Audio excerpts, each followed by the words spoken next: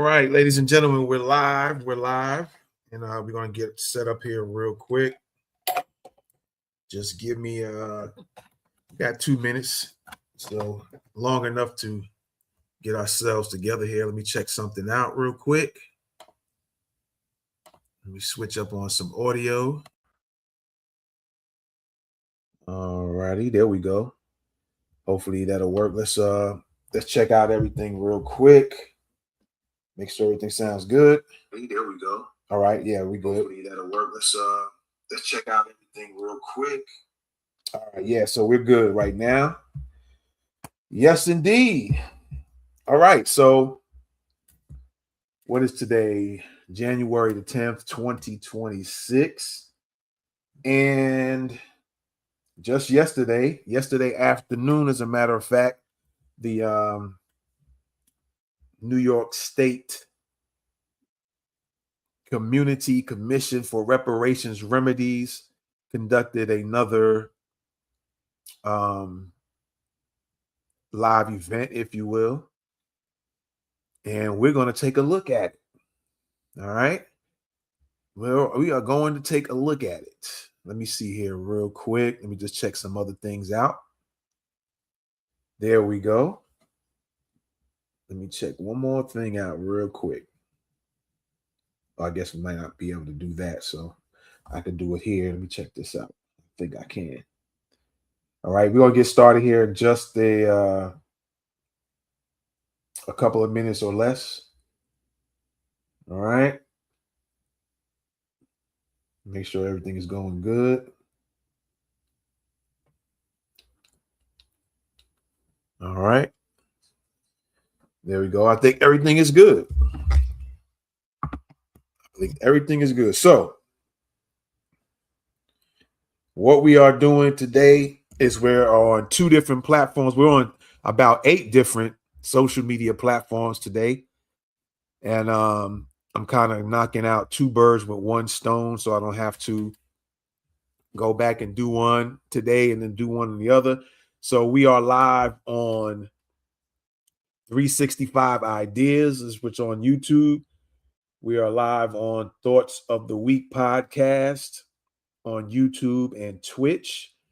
We are also on my personal pages on Facebook and Twitter. And we are on live events now on YouTube. And we are on What's the 411 News on YouTube and Twitch. All right. And this is the New York State Commission for Reparations Remedies. This was the January 9th. This happened yesterday. And we're going to play it for you. From time to time, I might either stop the video or comment while the video is going. So I might lower down the volume and comment on it. All right. I should have had this thing playing. So we're going to go ahead and start playing that now as we speak. All right. We're going to have that playing right now. And we're going to pull this up, let you guys take a look. All right. Let's pull that up here. There we go. What's going on, everybody? What's good? And yeah, we're going to have the reparations. This is the Reparations New York State Community Commission for Reparations Remedies, which occurred yesterday. We're going to play it for you here. All right. And what they're going to be talking about, they're having a business meeting. And yeah, we're going to tap in and take a look at it, man. All right. Let me just see something real quick. Where we at? All right. What's up to all the people watching on Twitch? Thanks for coming in. We are on Twitch on What's the 411 News, and we are on Twitch at Thoughts of the Week podcast. So shout out to y'all. What's good? Thanks for tapping in. Again, this is the New York State Community Commission on Reparations Remedies, which occurred yesterday on January the 9th. We're going to take a look at it today on the 10th.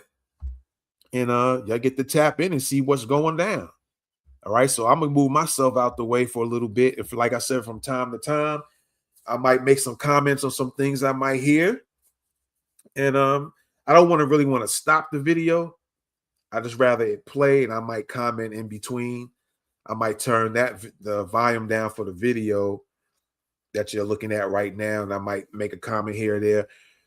I'm gonna try to not make any comments at all. It might be best for people to hear and check out, right? And that might be the better way to do it. Okay, but again, I might from time to time tap in and put my comments in. All right, so you guys enjoy. And again, this is the New York State Community Commission, Reparations Remedies. And with that being said, we're going to do two things. Hopefully, I'll tell you what, I'm going to stop that video real quick because they'll probably get ready to start. I got to do this for both of my channels here. We got to give the station identification, if you will. So welcome to everybody from What's the 411 News. Let's go. Welcome Black to What's the 411 News, where we bring you news observation, interpretation, and news commentary from an FBA and BGR perspective. Let's get it. All right, I'm going to see if I can do this. There we go. All right, we won't do that. So again, since it's on several channels here, I got to do this one for Thoughts of the Week podcast. So what's up, everybody? You're rocking with the best. This is Thoughts of the Week podcast. I'm kind of hitting two birds with one stone today, all right? Let's get it. You're rocking with the best. Thoughts of the Week podcast.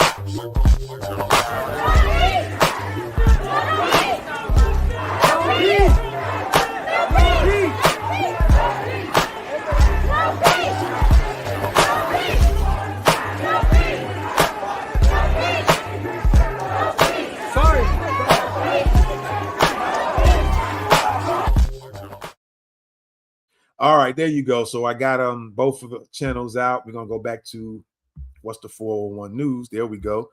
And yeah, let's go ahead and play this, man. Appreciate y'all for tapping in. This is the New York State Community Commission for Reparations Remedies. Yes, we are live. This is not a recording. All right. And feel free to comment if you want to. Like I said, I might go ahead every now and then, once in a blue moon, depending on what gets said. Maybe or maybe not. I might tap in with my own comments as the video plays. All right. I'm going to try not to, so you guys can get the full gist of everything and what's going on, so you can keep abreast of what's going on. But yeah, so let's get this started, man. They should be getting started here shortly as well. This was from yesterday, January the 9th. All right. And so we're going to play it today on the 10th. All right. So go ahead and let them do their thing. Good afternoon. Good afternoon. Good to see you all. Good to see you all. So I've asked before we get started, just to make sure we've identified our policy analyst folks, the folks from PSA, if they could please put their names in their chat so that they can get the right permission. So when it's time to speak, we're lifting the right groups. And so we just need that as we prepare to start. Vice Chair, good to see you. I'm going to lean on you or your side, and we'll take care of what's happening here in Rochester. And I'll look to Jim to tell us when we're ready, when you're ready. How many do we have on Zoom? 4. How can you see the Zoom? We can't see the Zoom. Okay. Because we have a monitor. It's right in front of us, and there's one behind us. So Commissioner LaRee Daniel Favors did join Zoom. Oh, we can see the Zoom. Oh, good. Okay. Is it? Do you have this, right? I do. The whole packet. I think so. Yes. Yeah. Chair Hawkins, is it possible for us to see Commissioner Daniel Favors? Well, they're getting her in now. They're getting her in, but I thought she was on her way too. Yeah, they're working on it. So I don't think we need to wait for that. And we can identify her once she gets in, because we're already 10 minutes late. Greetings, Madam Chair. I can hear you, but I'm unable to come on camera from this end. Okay, so you'll just introduce that way. Glad you're here. Thank you so much. Likewise. All right. But now I can't see them. So is there a way she can be on and then they could be on the screen too?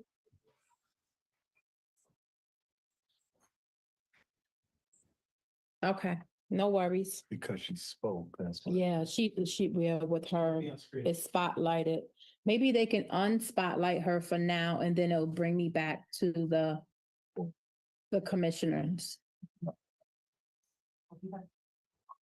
You got it. Perfect. Thank you.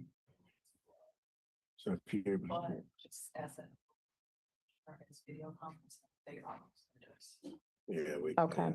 So, hopefully we could get Commissioner Daniel Favors on camera. Oh, she can't. You can't. Okay. Address that. All right. I'm gonna text her and let her know.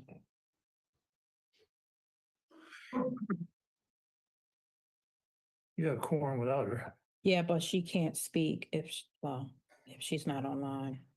really. Mm-hmm. Is that an open meeting? Oh, she's good. She's good. Okay, perfect. Yay. Good. Can't hear us? She can't talk. Oh, she can't talk. She Okay. can hear us. Okay. Oh, there she is. Well, who's that? And who's that? Who's that? Okay, so we should turn the member of the public off camera. Okay. All right. That person was public. So in Zoom, we should be able to, so you probably should set it up as like a panel in Zoom, because when you set it up as a panel, different individuals have authority to Yeah. either speak and be on camera, and then others won't be. Right, but Riley has to do that in every individual that comes into the meeting. So they're gonna, Riley's doing that. So, okay, so, okay, He okay, can. okay. But they Okay. can pop in till. Okay, Right. All right. Sorry, everyone. We're going to get there. Let's roll. All right. We're going to get started. Jim, you'll let me know when we are live.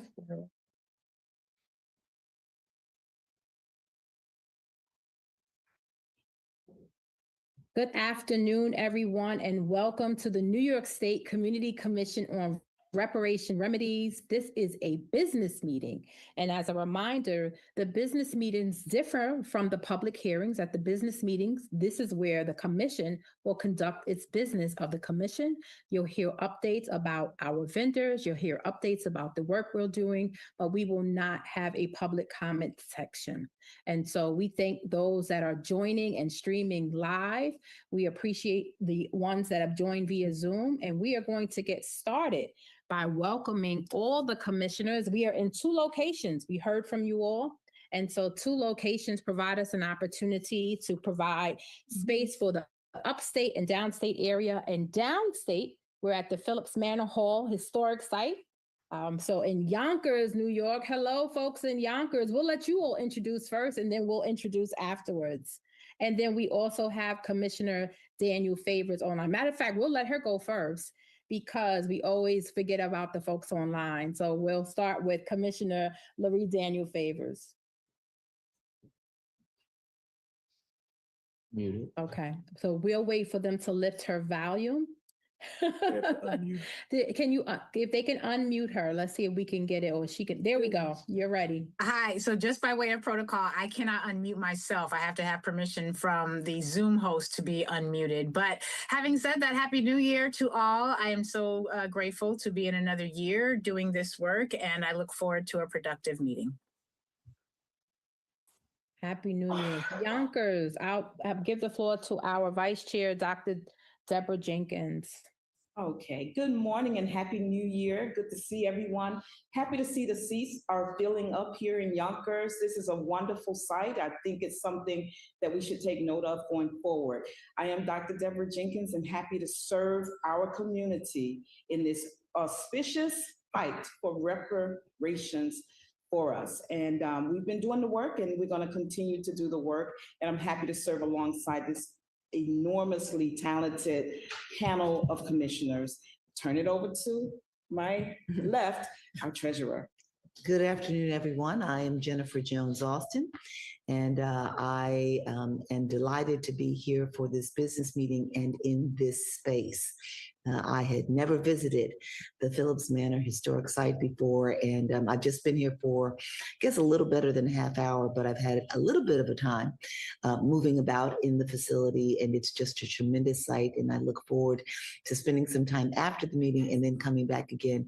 And I want to salute our fellow Commissioner Linda Tarrant-Reed for her work in just ensuring that this is a site where the history of African Americans and others are preserved. I guess the histories are preserved.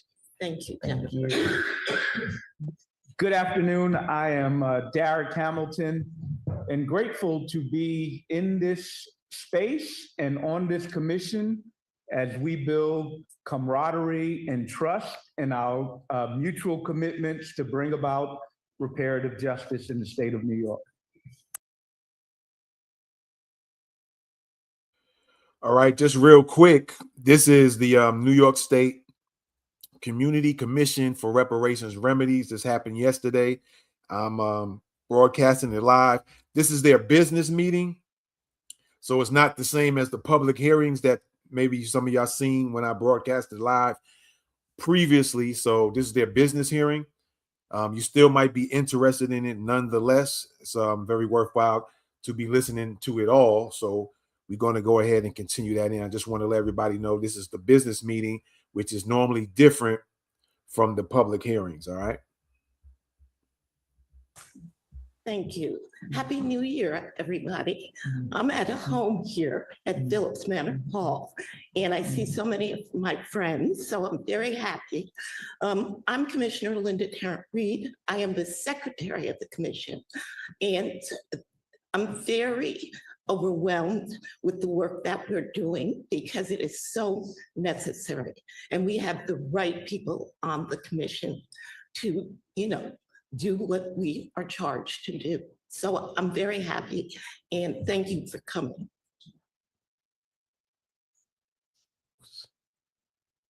Is it time to do the roll call? Thank you. We're going to introduce ourselves over here.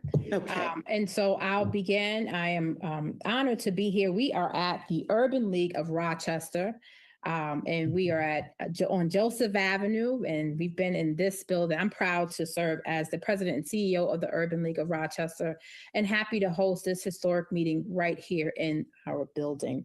My name is Chanel Hawkins, and I have the honor of serving as the chair of this great commission. And I thank all of my fellow commissioners for entrusting me with this incredible opportunity to serve in this capacity. So thank you. If I will lean to my left and wait for this next commissioner to introduce himself. Commissioner Tim Hogues, Buffalo, New York. Glad to be here in Rochester.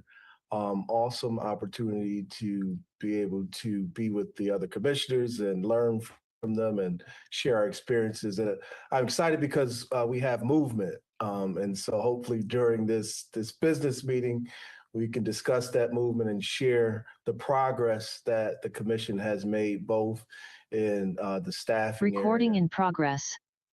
the staffing area and others. So thank you. And to my right, we have our parliamentarian. So we'll make room for him to introduce himself. This is Stuart Mitchell. I'm honored and very proud to play a small role in the good work that we're doing at the commission. Well, thank you. So I think we've all been introduced, so we'll get started, and we will need a confirmation of quorum. So I will look to our Madam Secretary, and if you can confirm that we have established a quorum for today's business meeting on January 9th, 2026. Thank you, Chair. We will do a roll call. Dr. Chanel Hawkins. Chanel Hawkins is here. Dr. Deborah Jenkins. Present. Linda Tarrant-Reed, present. Jennifer Jones Austin. Present. Lurie Daniel Favors. Present. Timothy Hogue. Here. Dr. Derek Hamilton. Present. The excused commissioners are Dr. Ron Daniels, Linda Brown Robinson. And I think that's it. We have a quorum. Thank you, Madam Secretary. We will begin the next item on the agenda, which is to approve the minutes, and I will put it in the hands of our secretary, again, Linda Tarrant-Reed. We're going to do, thank you, Chair. We are going to perform a consent agenda. All of the commissioners have been provided with the 3 minutes dated April 10th, 2025, August 1st, 2025, October 24th, 2025. So we need a motion to approve. I'll make a motion. Thank you. Is there a second? Seconded. Let's vote. All who say aye, say aye. Aye. Aye.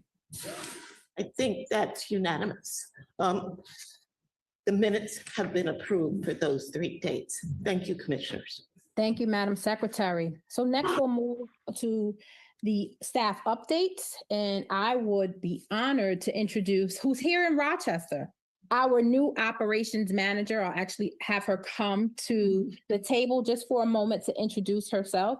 And Melody Harkness has been provided an opportunity to serve as the operations manager for the New York State Community Commissions on Reparation Remedies. Welcome, Melody Harkness. So I'm Melody Harkness. Personally, I'm a North Carolina native, but followed in the footsteps of my ancestors who migrated to New York for better opportunities. So my mother's from Brooklyn, my grandmother is from Harlem. Professionally, I have a background in nonprofit legal services for most of my career. Over the past 5 years, I sort of transitioned into municipal and state government work. So as I told Commissioner Hogues and Commissioner Tarrant-Reed, I feel like this project is something I've been working my entire career to do as an Africana Studies background and Master of Legal Studies. I'm very excited to participate in this process. Well, thank you. We are glad and excited to work with you. So thank you, Melody Harkness. We have another introduction, a new staff member, and we'll introduce our general counsel.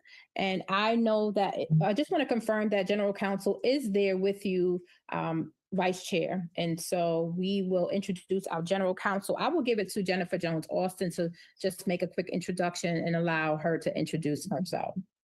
Wonderful.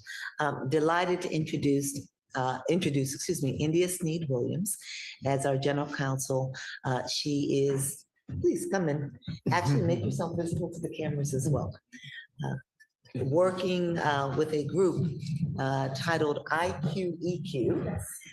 They will serve as our general counsel, providing guidance for us to make sure that we are adhering to the rules of engagement as directed by the legislation, as well as just the rules for commissioners here in the state of New York, making sure that we are compliant and adherent at all points in time. India Sneed Williams has vast experience, as does her team. And if you'd like to introduce yourself and say a little bit about IQEQ. Sure thing. Good afternoon. Thank you all for the honor of my career in life in serving as your general counsel to this amazing commission. I'm very prepared for the work that we are about to do. I come by way of Brooklyn and Queens, which is South New York. Yes, I'm a city girl. I got my undergrad out of CUNY, Baruch. I studied at Toro Law for my JD. LIU for my MBA. I worked in city council. I've worked for state assembly. I was a prosecutor for a short while. Went back to city council as a chief of staff. I worked in the mayor's office of New York City. I went in private sector for 4 years, and then I launched my own firm with the mission of actually serving MWBEs. So this is a historic moment for me, and I'm really looking forward to serving the commission, serving New York State, and ultimately serving our lineage and our future. So thank you.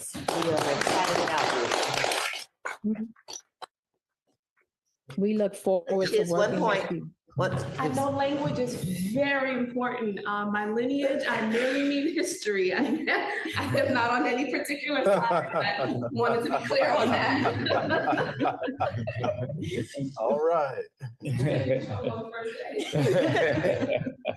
Well, thank you. We're glad that you joined us, and we look forward to partnering with you on this work.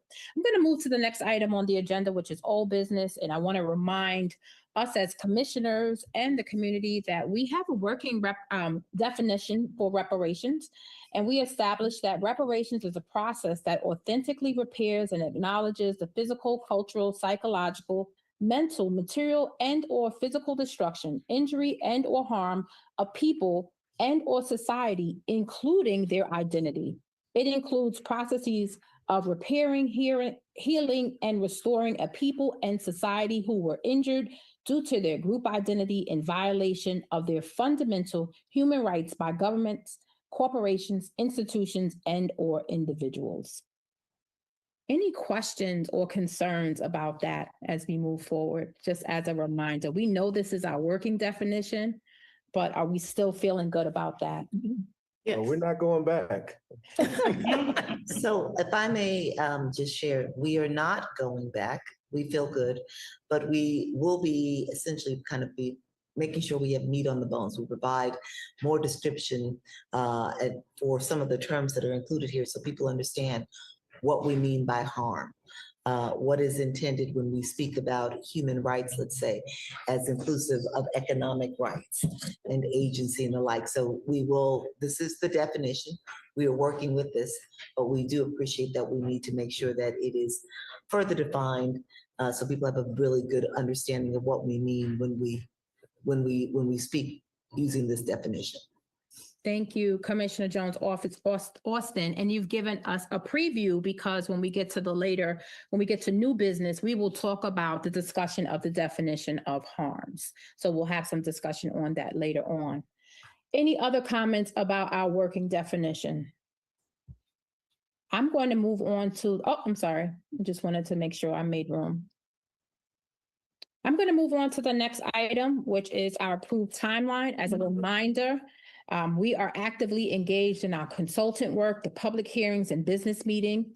Our draft report will be due to the commissioners. We identified as June 2026. The commission will have time to review and provide feedback July through August of 2026. Final revisions and acceptance will happen in September of 2026. And in December 2026, our plan is to submit the report to the governor and legislative body. And January through March of 2027, we'll have our community education and advocacy on recommendations. I'll pause there to see if there are any questions, but that is how we're moving forward. This is just a reminder to everyone about our timeline. Next, I'm going to go to our commission engagement and subcommittees. Our commissioners have agreed, and I'm not going to go through it all, but we've agreed to serve as liaisons to our vendors. And so we have an economist subcommittee, policy subcommittee, historian subcommittee, public education subcommittee, legal subcommittee, governance, operations, and community outreach. And each of the commissioners has decided to take on a role, and every commissioner is invited to participate on any subcommittee that they believe that they can contribute to. One of the things that now that we have our operations manager in place, we certainly will share those meeting dates when there are subcommittee meetings with all commissioners. And so if they have an interest, they can attend and contribute their knowledge and expertise. I'll pause there to see if there are any questions. So Chair, when our subcommittees meet, I believe we have to keep in mind public open meetings law, and so we have to make sure that we don't have a quorum present, because I think that causes us to have to do some other things. So we'll have which we have been doing for meetings when we have small groups registering for those meetings, and so that we make sure that we don't violate open meetings law. So thank you for that, highlighting that, but we've been maintaining that. So thank you so much. Next, I would like to move to the next section. And we're going to have a presentation. And so we're excited to hear from our vendor, the Policy Studies Associates, and they will share with us the framework for the reparations report. And so we are grateful to have Janine Hildreth here and Ayanna Platt. It'll give them an opportunity to introduce themselves. And if the commission can look to the screen for our presentation from our partners from PSA. So welcome. We need to unmute. And if we could unmute Ayanna so that they can appropriately introduce themselves. And Dr. Janine is already unmuted, so I think we're fine there. But if we can there we go. Welcome. Welcome. Thank you so much. We are happy to be here to meet the full commission and to share where we are as we have launched this work a few months ago, and to get your feedback and your ideas on both the history and the policy work that we are doing. Again, my name is Janine Hildreth, my colleague Ayanna Platt. We're on screen, and two of our other colleagues, Leslie Anderson and Christina Russell, are here off screen. Leslie will be leading or driving the PowerPoint for us. So we're welcome. We're ready to dive in. Again, my name is Janine, and happy to be here and to meet the full commission. Dr. Jenkins and Ms. Tarrant Reed, we've been working with pretty closely with over the last few months. All right, so we'll get started right now. Today, we just want to provide an overview of how we're approaching the work, the scope of our work as we work to deliver a report on the history of enslavement and the follow-ons in New York State, and then also a policy analysis of laws, policies, and laws and policies that have contributed to racial inequity and disparities in New York State.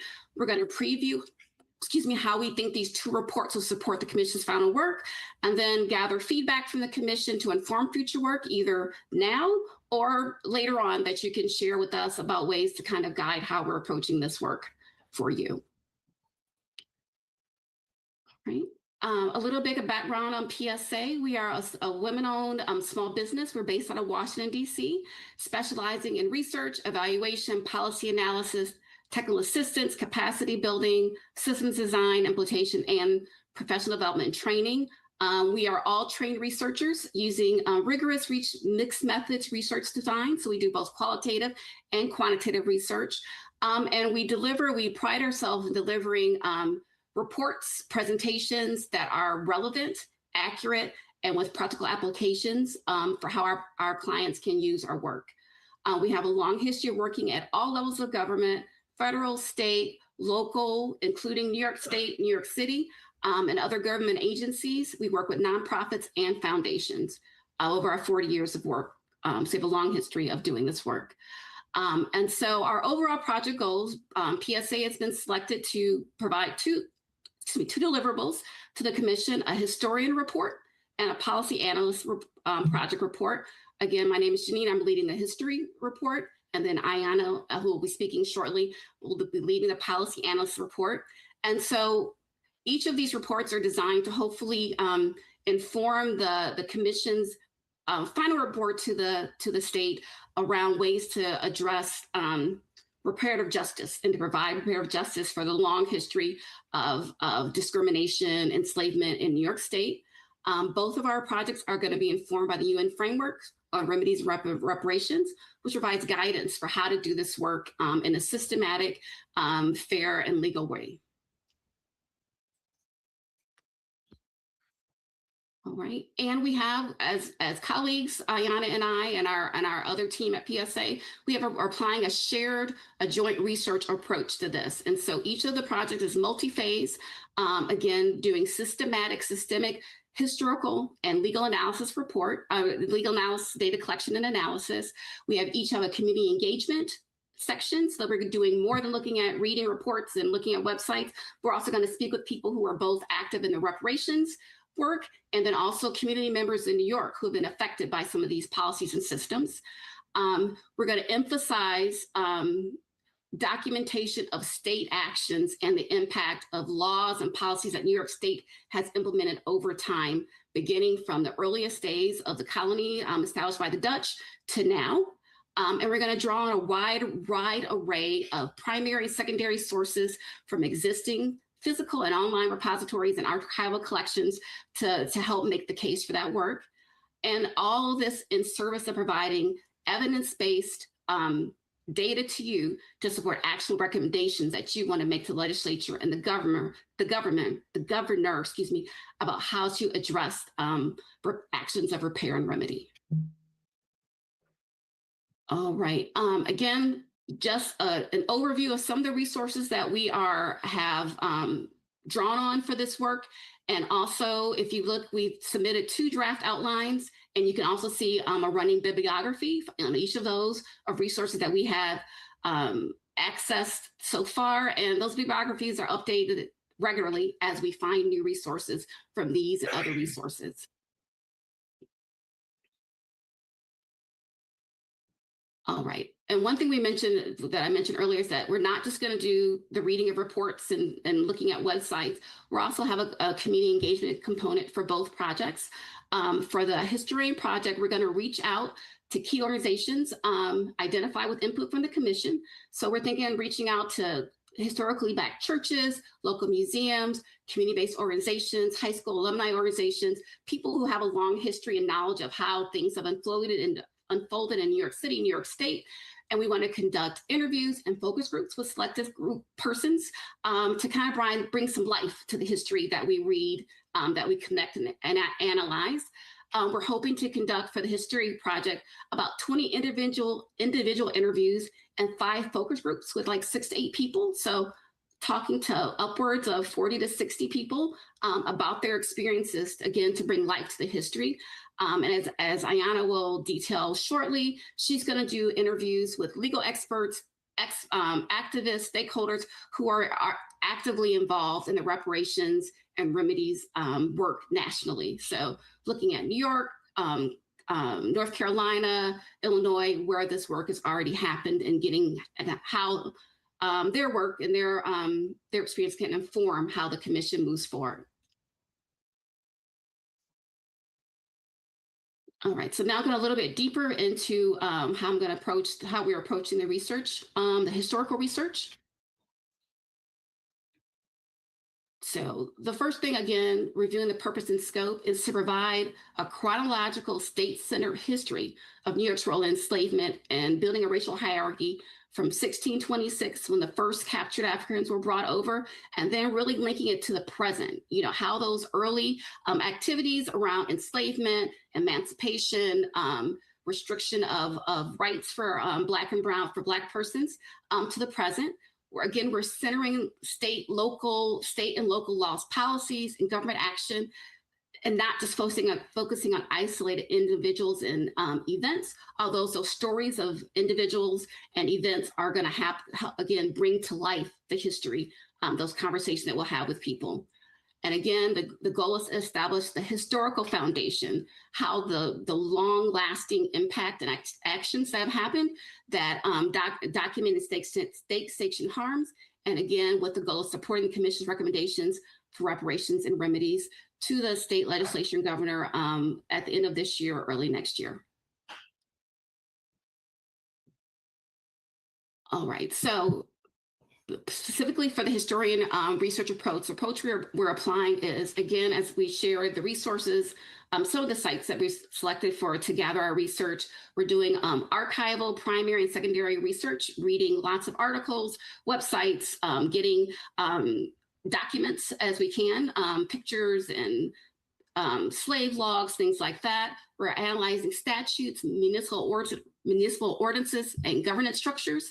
And we're going to combine all that into an era-based synthesis. So as we'll go through the next slide, we got 5 eras that we're looking at. And then the goal is like tracing the durability, the long-lasting impact of state-sanctioned racial hierarchy, beginning with enslavement to present day. Again, focusing on state level and local action that the state is trying to remedy and repair. And then we have the community engagement work, again, as I'd already discussed. All right, so again, going a little bit more in detail to how we're approaching this data collection and analysis. Again, systematic collecting a wide range of resources, documenting the establishment and progression of enslavement and what had followed on.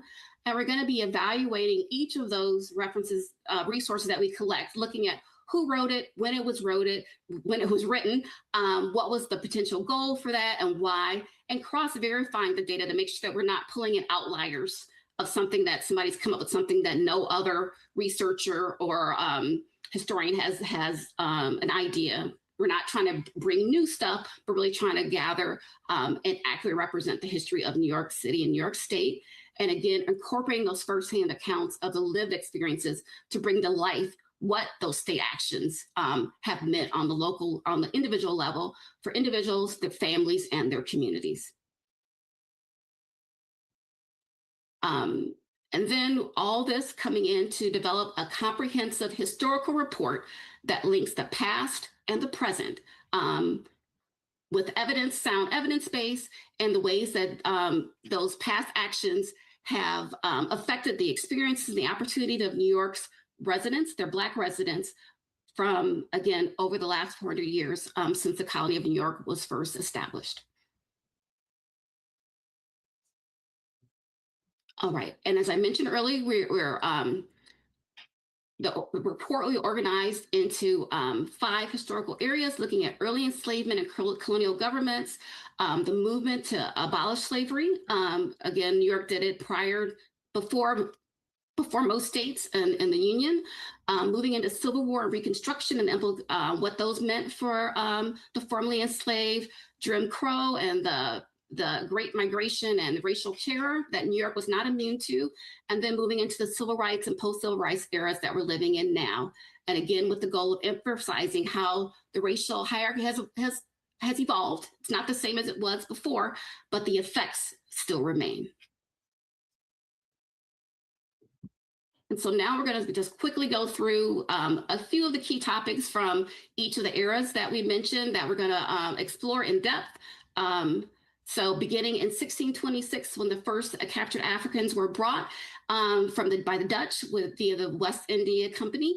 And then we'll look at how slavery expanded from the Isle of Manhattan through New York State and the legal hardening of enslavement as laws and policies were implemented that restricted, slave movement, where they could be, how many could gather, whether they could own property, all that growth over time. And one thing that has become clear in our research, there have been persistent efforts to resist the enslavement. And so the enslaved looked for ways to bargain and secure their freedom over time. And often those efforts were met with a backlash of further limiting and restricting the movement. The enslaved participated in the Revolutionary War and the War of 1812 in New York.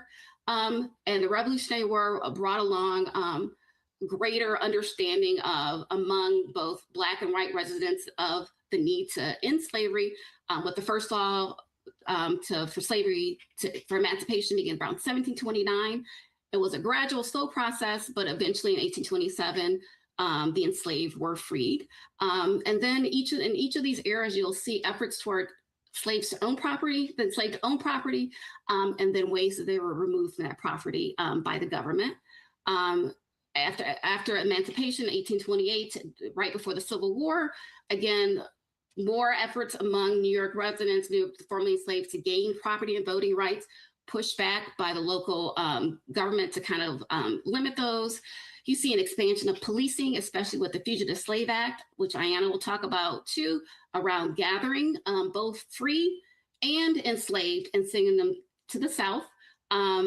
And then as we lead up to the Civil War, there was even the mayor of New York at the time suggested that because slavery was a business for New York. So a lot of businesses were tied to the South and to the trades of the enslaved. And so the mayor of New York, before the secession, once suggested that the state that secede from the Union so they could continue maintaining those relationships with Southern enslavers. All right, and then we'll move into Civil War Reconstruction and enfranchisement. The Civil War, during that time, anti-war residents, white anti-war residents, were concerned about if the war happened and the enslaved were free, there'd be an influx of formerly enslaved into New York City, which caused some tension because it would affect their ability to find work and maintain the society as they had known. As part of to restock the troops for the Civil War, the Union imposed a draft, and there was a big riot in New York City, by those opposed to the draft, which resulted in the death of many Black New Yorkers and the loss of property that was burned during the riot. So we'll go through that. And then the state assembly, as most states did, passed the 13th, 14th, and 15th Amendments. But there was an effort, unsuccessful, by state Democrats to rescind ratification of the 15th Amendment, which provided men the right to vote. So a lot of push and pull around providing the formerly enslaved with more civil rights. Then we move into Jim Crow, racial terror. The Great Migration did happen. And so after the war, there was a significant movement of formerly enslaved and their family members from the South to the North, with many settling in New York State and New York City. That big influx fueled the Harlem Renaissance in New York City. But at the same time, residents continue to face challenges around securing adequate housing, education, employment. And New York City, in particular, became home to many of the national civil rights organizations. And New York was not immune to the Klan. There was an active Klan, especially in the north of New York. And there was at least one Black man, Robert Lewis, who was lynched in New York State. So push and pull around that. And then Harlem was the site of at least 2 race riots around policing and issues like that in the 30s and 40s. And New York State was actually one of the first states to disenfranchise based on a criminal record. So back, I think it was 1821, if I'm not mistaken, to disenfranchise based on criminal record and voting restrictions. And they also were one of the first states to make property restrictions for Black men to vote, that they had to own at least $250 of property if they could vote, with white New Yorkers not subject to that same law. As we move into World War I and World War II, Black New Yorkers were involved in both of those wars, including the Harlem Hellfighters in World War II. But as we all know, when those soldiers returned home, they still continue to face persistent discrimination. And then as they attempted to use GI benefits to buy housing, they faced restrictive covenants in areas like Levittown and Stuyvesant Town that denied access to equitable housing. And then we move into the civil rights era. We'll talk about, again, lingering impact around segregation and housing education, efforts in New York to desegregate schools, which were met with fierce organized resistance to ensure federal fair funding, equal funding for schools. We have urban renewal and gentrification, again, the persistent battle to own and maintain property in the 60s and 70s. Resulted in a lot of areas that were inhabited by Black residents being labeled as blighted and slums, and therefore justifying their clearance. And so the clearance of some of those under urban renewal resulted in the building of areas like Lincoln Center and the campus, some of the campus of Fordham, but displaced citizens who weren't actually given another place to go. So again, that displacement over time. And then, as we know, the 90s and 2000s, we saw a ramping up of aggressive policing policies like stop and frisk that resulted in the disproportionate incarceration of New Yorkers, especially Black men. And then we will wrap up the history report by saying that all of those things that happened over time have resulted in very inequitable life experience and opportunities for Black New Yorkers now. The state has a lot of data, plethora of data about racial disparities in terms of poverty, overall health. Black residents die on average 5 years earlier than their white counterparts. They have higher rates of incarceration, lower levels of employment, educational attainment, home ownership, and again, disproportionately represented in the arrested and incarcerated populations. And segregation in housing and in schools continues to be a marker of not just of New York and nationally overall. So that's the track that we're taking with historian report. So I'm going to hand it over to my colleague Ayanna, who's going to talk about how she's approaching the policy analyst work. Thank you, Janine. I'm excited to be here. So as mentioned, I'm Ayanna, the research and policy analyst, and I'll follow a similar structure to walking you through the policy analyst section of the report that Janine did. I'll start by guiding you through the purpose and scope, then get into the research approach, and then I'll give an overview of the research report outline. So beginning with the purpose and scope, the purpose of my work is to produce an evidence-based report that directly informs the Commission's findings and recommendations. This report will trace how state laws and policies have historically and systemically produced racial injustice across key domains, and those domains include housing, education, criminal justice, health, voting and civil rights, and economic opportunity. And now I'll move to discuss the approach that I'm planning and that I am taking. So the emphasis here is on understanding how these systems developed over time and how earlier policy choices continue to shape present day conditions. So this analysis will also identify where legal and policy efforts have attempted to remedy harm, as well as where gaps persist, helping to clarify which interventions have been partial or insufficient or even uneven in their impact. And throughout this, the goal is to ground the Commission's work in evidence so the final report for which I'm writing the policy analyst section of can support clear, actionable recommendations for repair that are responsive to both historical injustice and contemporary realities.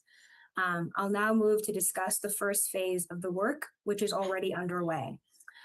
So our work has begun with phase one, which is a comprehensive policy and legal landscape scan. In this phase, we're conducting a systematic review of laws, policies, and administrative practices governing New York State from 1626 to the present. The goal is here to understand how policy across different eras have shaped access, opportunity, and outcomes over time.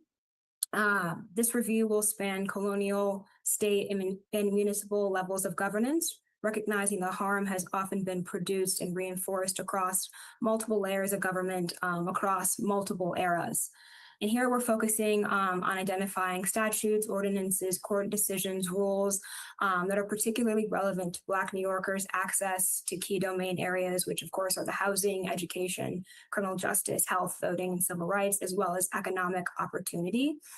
So this phase ultimately establishes the policy and legal foundation for the rest of the analysis, allowing us to trace the through line, identify points of intervention, and situate current conditions with a longer historical and institutional context. So to start this process of phase one, we are beginning by, next slide, please. We're beginning to clearly define, oops, I'm sorry, Leslie, go back. Sorry about that. To start this process, we began by clearly defining the policy area, starting with one of 6 core domains, such as the housing, education, health, criminal justice, economic opportunity, or political participation. So from there, we're conducting systematic searches across both digital and archival sources, some of which you saw earlier on in the presentation. And then from there, we'll do a cross-verification to ensure accuracy and completeness. And then as we identify relevant laws and policies, we're documenting key details for each entry, including the date, jurisdiction, policy domain, and source, creating a structured record of all of our findings. And then each law and policy is encoded across multiple dimensions, including historical eras, policy domains, mechanisms through which harm or exclusion has operated, the policies stated to or inferred purpose, the level of governance, and the strength of the enforcement. Importantly, we're also tracking that through line between past and current harms, allowing us to identify recurring patterns. And then in phase 2 of our work, we're conducting interviews that Janine mentioned a bit ago with experts. So that's including policy experts, legal professionals, and advocates. Some of these individuals will include those who worked on the California Reparations Report, as well as leaders of organizations who are deeply engaged with reparations work to help inform our processes. This phase helps clarify how laws and policies operate in practice, where they break down, and how earlier policy choices continue to shape our present day outcomes. And then with phase 3, that's when we begin the drafting of the report and synthesizing findings across history, policy analysis, and also the community engagement interviews. The report will be organized by historical eras aligned with major shifts in law and governance, allowing us to show how racial hierarchy has persisted through policy design, implementation, and of course, enforcement. And that will trace the laws and policies from 1626 to the present, documenting the policy architecture that has perpetuated racial injustice across centuries. And importantly, these phases also identify laws that show promise, laws that require reform, and then laws that continue to reinforce racial injustice and should be reconsidered or repealed. And now I will walk you all through the report outline. So the report is organized chronologically, moving through major historical eras that correspond to the shifts in law, governance, and racial ordering in New York State. So we begin with enslavement and abolition, covering the period from 1626 through 1827. Then we move to examine post-emancipation and racial control and economic exclusion, followed by the Civil War period and the racial backlash that accompanied it. And then from there, we move into Reconstruction, tracing how brief expansions and rights were met with retrenchment and restructuring through law and policy. The report then goes to the Jim Crow era, examining how racial inequality was maintained. And then we turn to civil rights reform in the post-civil rights era, assessing both the gains achieved through reforms and also the many limits of these efforts in producing true structural change. And finally, the report addresses contemporary laws and policies from the 2000s to the present, situating current conditions within longer historical trajectory documented throughout the report. So this structure allows the Commission to locate present day challenges or present day policy challenges with clear historical framework. So now I'll walk you through the report. So just as Janine did, I'm going to quickly guide us through the report because I know we are a little short on time, but we're going to begin by discussing debt colonial rule. As slavery was introduced and legally sanctioned in New Netherland. In 1644, the colonial authorities created a system of so-called half freedom, essentially maintaining slavery as an institution. So about 40 people were extended this half freedom.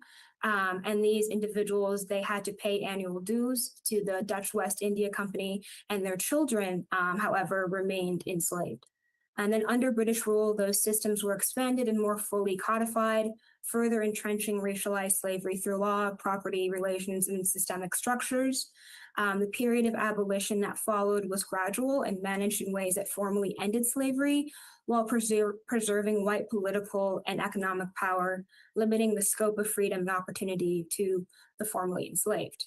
The report then turns to the post-emancipation period, marked by emancipation without full rights and the emergence of new forms of racial control. During this era, local laws and policing practices played a central role in enforcing the racial hierarchy, even as slavery had formally ended. At the federal level, policies such as the Fugitive Slave Act of 1850 intensified insecurity and vulnerability for Black New Yorkers, reinforcing racial control across jurisdictions. The period surrounding the Civil War further exposed those racial and class inequities with wartime policies, deepening disparities rather than resolving them. For example, you have the Federal Conscription Act of 1863. And then now we'll move to Reconstruction. So with Reconstruction, the era marks a period of formal constitutional change alongside significant limits in practice. We have, in this period, New York has ratified the 13th, 14th, and 15th Amendment, reflecting the national shift toward the formal abolition of slavery and the expansion of legal rights. At the same time, however, despite these constitutional protections, voting rights were narrowed in practice through both policy and administration. And we can move to the Jim Crow era. So this section of the report examines how racial hierarchy was maintained in New York through structures and policy designed during the Jim Crow era. Systematic structures during this period enabled racial exclusion. So New York's home rule system placed significant authority over education, housing, and policing at the local level, allowing racial inequality to persist through local decisions. And for example, with housing and urban development policies during this era, you have the multiple dwelling regulations, urban renewal programs, and publicly supported housing initiatives, which all played a significant role in reinforcing racialized displacement and segregated occupancy. And then during this time, we also do have a bit of a landmark case here. So this period also includes a partial break from exclusionary practice. For example, we have the Ives-Quinn Anti-Discrimination Law of 1945, which marked an early effort to prohibit employment discrimination and created a state-level enforcement body. And then we can move on to civil rights movement and post-civil rights era section. So this section of the report examines the civil rights era and its aftermath, focusing on the limits of legal reform in producing real, tangible structural change. So during this period, New York operated within an expanded civil rights legal framework, but the reach of those reforms were often constrained by policy design and implementation. For example, in education, the 1954 Brown v. Board of Education decision prompted desegregation reviews nationwide. In New York, however, the state relied heavily on neighborhood-based school zoning, which preserved racial segregation in practice, despite the absence of the formerly segregated school laws. And housing, we can keep going through the final section. So the final section of the report focuses on laws and policies that were intended to remedy racial injustice in the contemporary period. So by the early 2000s, New York had developed some civil rights and anti-discrimination infrastructure. However, as we all know, the framework has largely operated through reactive case-by-case enforcement, limiting its ability to address systematic and systemic harm. In education and youth opportunity, litigation such as the Campaign for Fiscal Equity versus State of New York clarify the state's constitutional obligation to provide a sound basic education. While the decision established an important legal standard, implementation has remained largely uneven. And since we're short on time, I think we can move to the timeline and milestones and next steps. So for the past few months or so, my colleague Janine and I, as well as our team, have been working on launching the project and engaging in ongoing submissions to the commission for our draft research overview, as well as our work plan that includes our timeline. We've also moved towards making those pieces or those items more finalized and submitting to the commission for feedback. And we are currently working on protocols for interviews with for the community engagement piece of this work. And the interviews will be happening fairly soon. And then we also do plan to draft a sample report section for the commission to review and give us feedback for, just so that we are aligned in our thinking for what each section of our reports will look like in the end. Then I'll pass it along to Janine for next steps.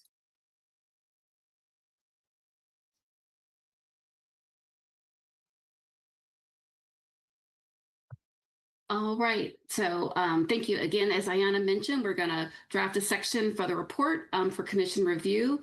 We're available for ongoing bi-monthly presentations to the commission to share progress and feedback on our emerging findings, and we will continue to work with Commissioners Tarrant Reed and Jenkins for guidance as we move through this process.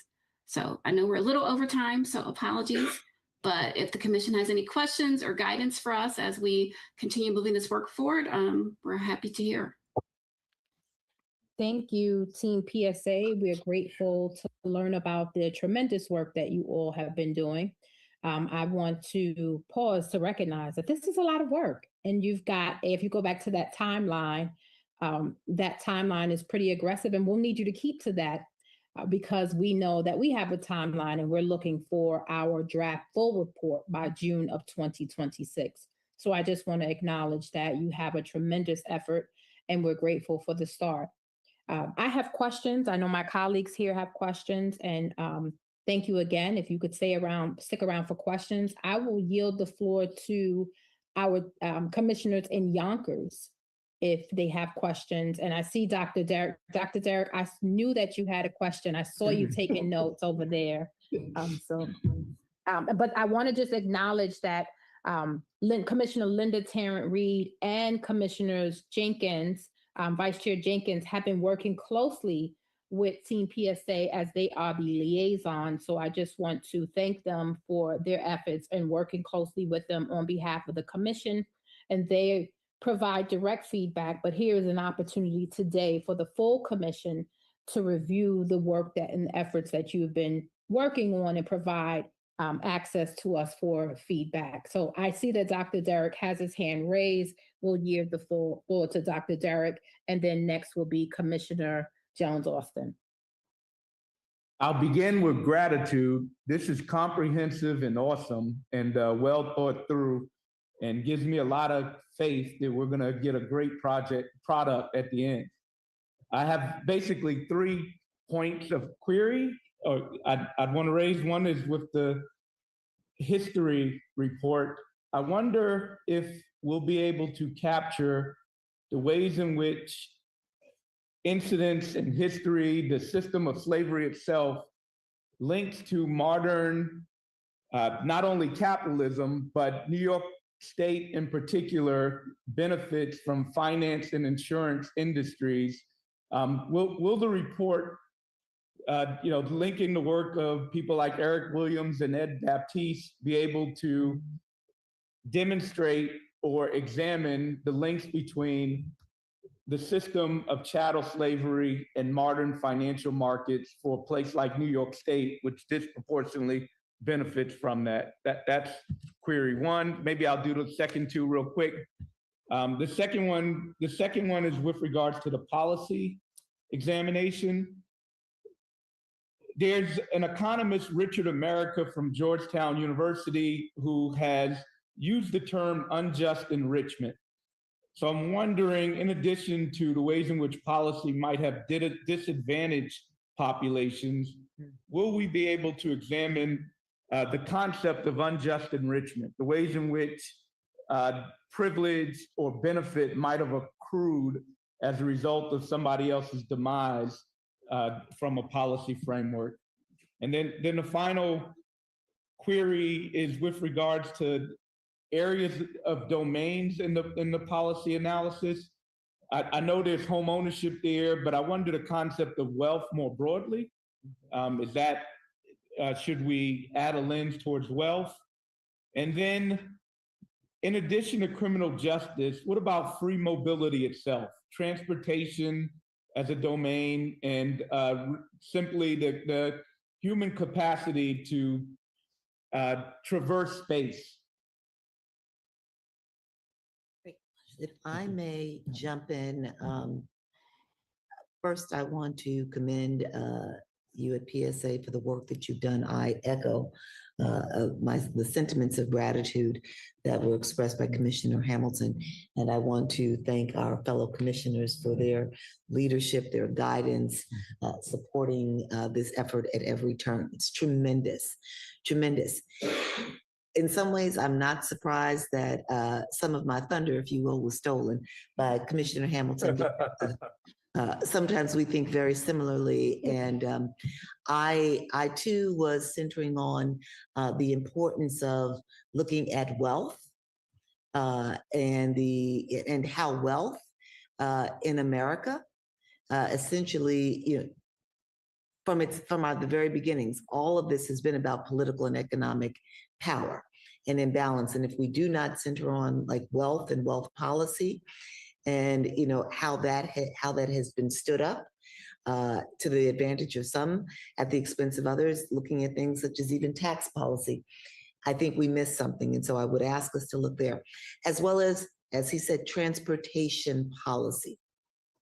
Transportation policy was brought in some ways covertly, you know, when we did away with laws that allowed for overt discrimination to keep racial practices and racial harms in place. And so I think we need to pay more specific attention to transportation policy and law. And then thirdly and fourthly, environmental policy. That's not in there, and we cannot do this work without looking at how environmental laws have been stood up to perpetuate racial injustice and all the harms that result. And then fourthly, social policy. And there I lean very much in on covert policy in systems and structures that, you know, the laws in and of themselves, the policies do not necessarily suggest that we are treating Black Americans differently than others, but the way that these policies are stood up. And then I guess I would say overarching, but I'm going to lean in with social policy because you can find the greatest examples there. When presenting about policy, you talked about policies that have sought to uphold injustice. And what I couldn't help but think about was, are you centering on design, implementation, and impact?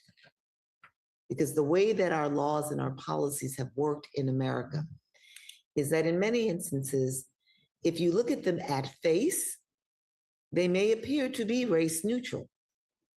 Now, the laws and the policies of years and centuries past, not so much.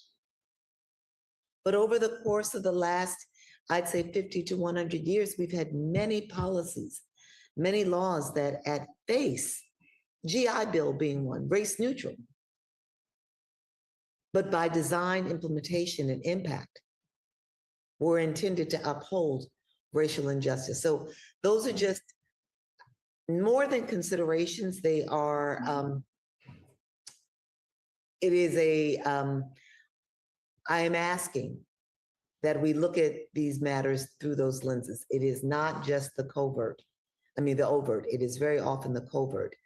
You know, we've got to remember, and you may have heard me say this before, when Commissioners Hamilton, Daniel Favors, and I did the work at the New York City level on racial justice, the General Counsel to Bishop Desmond Tutu said to me, in many, many words, but I boiled it down to this: those who created the system created it to persist. And so not every law is an obvious harm, but there are many laws out there, even our tax policies, our tax laws, that are designed to perpetuate these harms from the beginning and persisting. So I can talk more with you offline about that, but great work. And I am heartened, as is Commissioner Hamilton, by the work that has been done. Very much appreciated. Thank you. I just want to say congratulations, both of you. We have worked hard together, and the product that has been produced shows the work. And it also is an incredibly great framework to launch the final report. There are some things that, you know, we will discuss in our upcoming meetings. I think one of the areas that you didn't cover was the use of subject matter contributors. Commissioner Hamilton named several, and those are people, we have a list. Those are people that will actually bring the expertise to the individual domain areas that you talked about. So that's very important. Also, I think uplifting the cultural aspect of African Americans in New York State. We have an incredibly strong cultural presence, and that will be recognized. But again, great work. We are off to a running start. We have like 9 months to actually get this product to its final stage. So I thank you. If I may ask one more question on the historical side of the report. The community engagement. What is the thinking around or concerning 20 community interviews? And was it focus groups of 6 to 8 persons? I'd like more understanding around concerning, are you seeking representative sampling? But that would not be deemed statistically significant, right? Or would it, tell me what the thinking is there. Yeah, it's not, we're not planning. Yeah, it's not going to be statistically significant, but we do want it to be representative of the state as a whole, to speak with people from different areas of the state, different types of organizations, but you're not going to be able to run statistical analysis, but we do want to work with you and others to make sure it's as representative within our resources as we can make it. I think we need to really clarify. The commission is in the process of hiring a public education coordinator who will be doing that work. So in order for us not to replicate, you will be engaged with them. The other part of the public engagement are the testimonies from all of the public hearings. Also, the documentation from our reparations phone line, where people call in and give their testimony. So it's really reviewing all of the public hearing video and really coming away with information that's going to inform the report. Yes, definitely. I did not highlight that, but those are definitely source information that we're going to use for that too. Can I ask a question just related to that? And I know we said testimony, making sure I see we pause for a second, but how will you analyze for themes, policies that are presented from the public testimonies? Can you talk a little bit about how you use that data? Yeah, for the history part, we're gonna treat it as a data source. We're gonna code it using that similar coding frame that we're gonna use for some of the research to highlight, Ms. Smith spoke about, displacement and losing her home, or, her family being forced to move, and we'll tie that to the research. So it's gonna be always linked to, we're gonna work to try to link those individual or personal accounts to the research, to the broader research that we have, that we'll be collecting.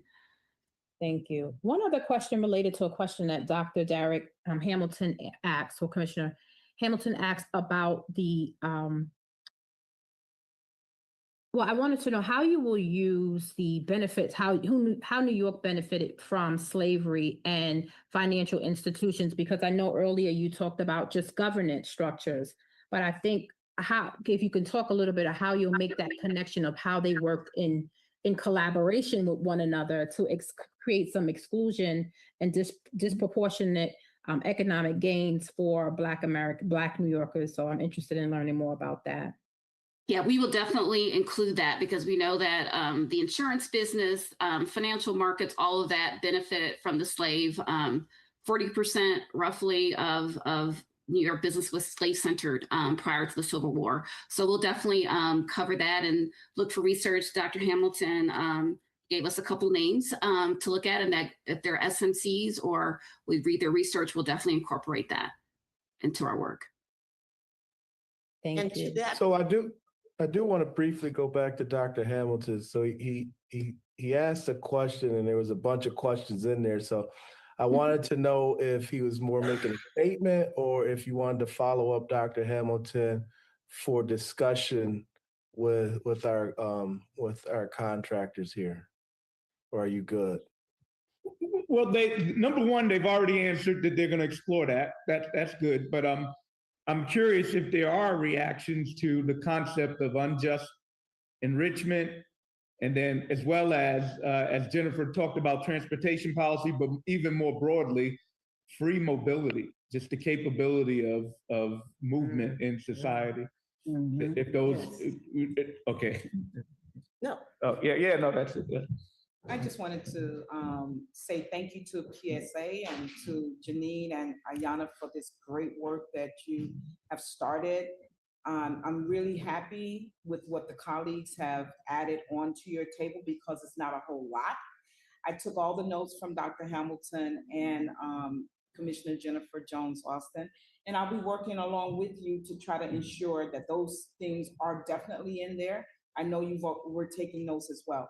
Your work is really well done. One question I did have, and I think this is to you, Janine. Mhm. In your opening slides, you mentioned a standardized data coding and management system. Just want to know if that's a proprietary system that you're using, or is there something that is currently on the market that will be used? It's well, the coding, we use a platform called Atlas TI, which is used for qualitative data. And so as you read through and you upload articles, summaries and things like that, you can identify, highlight sections, apply a code, and then it's got really good analytic capabilities that you can look across different articles. So I can say, show me everything that we've uploaded that deals with, I don't know, the slave, half freedom, that Ayanna mentioned. We can look across sites, or let's show me everything that we've coded that talks about displacement. And so then we can look at it, and they'll be coded by area, and it'll allow us to look across, because as you see, our growing reference list is pretty large. And so kind of helping us manage all of that information so that we're not missing everything. And then again, will help us, through the analysis, hopefully help us see connections that maybe in reading all this different stuff, maybe we didn't see, but when you've, rejiggered how the information comes together, you can see other patterns, maybe for new insights or new ideas. Thank you so much.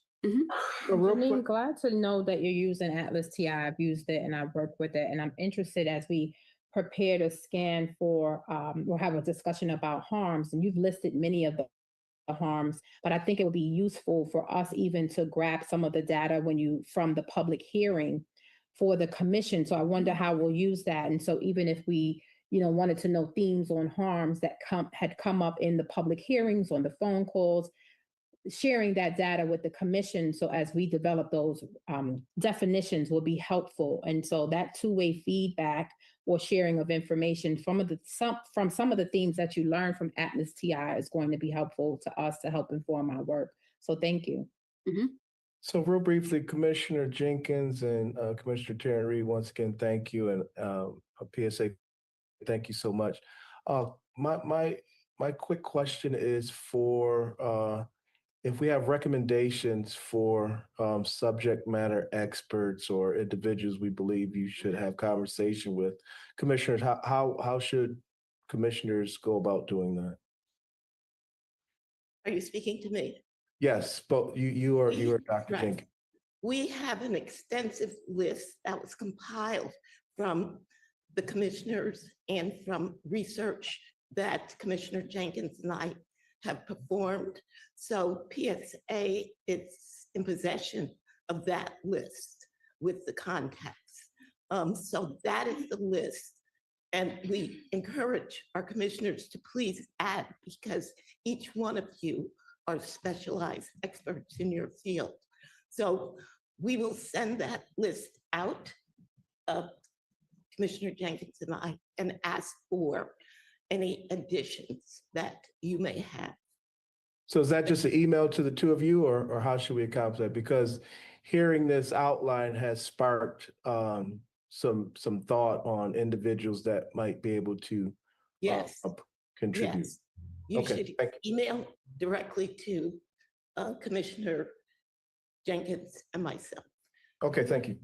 And the other area I think we wanted to talk about was Black wealth in particular, and that having to do with real estate redlining and banking practices. So put together in a package like that will really give us the ability to make the case for reparations in the absence of Black wealth. I want to give a quick shout out to Dorothy Brown, who has a new book coming out. This is somewhat self-serving, but I also wanted to publicly bring that tax law expert into the domain as somebody that we consider a consultant. Great. Let me just add to what both Dr. Hamilton and Commissioner Tarrant Reed said in terms of the subject matter experts. Could you please also include Commissioners Daniel Favors and Dr. Ron Daniels on that list. And here's why for the public. We know what we're doing internally, but we are a subcommittee charged with creating our monthly themes based upon a living document of running experts. So we are constantly looking to new experts and adding to that list, who will then go to the list that, so it's like bifurcated, right? This is the standing subcommittee for subject matter experts, who you all see at all of our tests, at all of our public hearings, but they may migrate into the greater work, if that makes sense. But please include Commissioners Daniel Favors and Dr. Ron Daniels in any. Thank you for that clarification. Yes, thank you. And might I add, please, Has been holding for the floor. Just wanted to make sure I want to acknowledge that she's been waiting. okay, this will be quick. I also want Dr. Deborah Jenkins to be added to that list. She's on. She's on the list. No, she's not. Laura. Commissioner Daniel Favors, the floor is yours. Thank you so much. And Commissioner Jenkins, thank you for the reframing with regards to the subject matter expert committee. I just wanted to also re-emphasize the need for intense focus on the covert and non-explicitly stated forms of racism and oppression that people of African descent experience, particularly in light of the fact that we are now in an environment where the administration has indicated a withdrawal from disparate impact legal analysis as it pertains to the impact of racism on Black people, yes, but anyone who would have a claim of this nature or any other form of discriminatory impact. And because of that, and because disparate impact is something that we in the legal community have relied upon extensively, and that is a tool no longer, if the administration has its way, that will no longer be as readily available. I think it is really important to have that be a part of not just this most current era, but even going back and looking in the historical records to seeing even prior to this current moment, what were some of those other unstated disparate impacts that our communities experience that may not have been contained within the body or the text of the law itself. I would also ask, just for the sake of the public, and thank you so much for this work. For those of us who are fans of history and appreciate reading through our experiences, I think that your draft report is very informative. But I would just ask if you could, for the sake of the public, because we want to make sure that the public is also crystal clear about how all of these disparate parts come together. Can you please explain how your report and the ultimate report that will go before the legislature, which will contain the recommendations, this review of the history and the recommendations and remedies that we as a commission have determined should be considered and voted upon. Can you please talk about how this report informs that part of the process so that the public is aware as to how these seemingly disparate parts come together in this final product? Yeah, we are going to work with Commissioners Terrence Reed, Commissioner Jenkins, when the new executive director comes on, to figure out how all these pieces do come together, the history, the policy analysis, the economic analysis. I know you're in the process of hiring economists, how all that comes together to create that final report that does make a compelling statement that the public can understand, and that will, and it's digestible, because we don't want to you want it to be complete, but you want people to actually read it and understand. So we'll work with Commissioner Terrence Reed, Commissioner Jenkins, the executive director, like how all this work comes together in one final report. If I may jump in, the commissioner's question and your response raises for me the kind of the chicken egg question, like what comes first?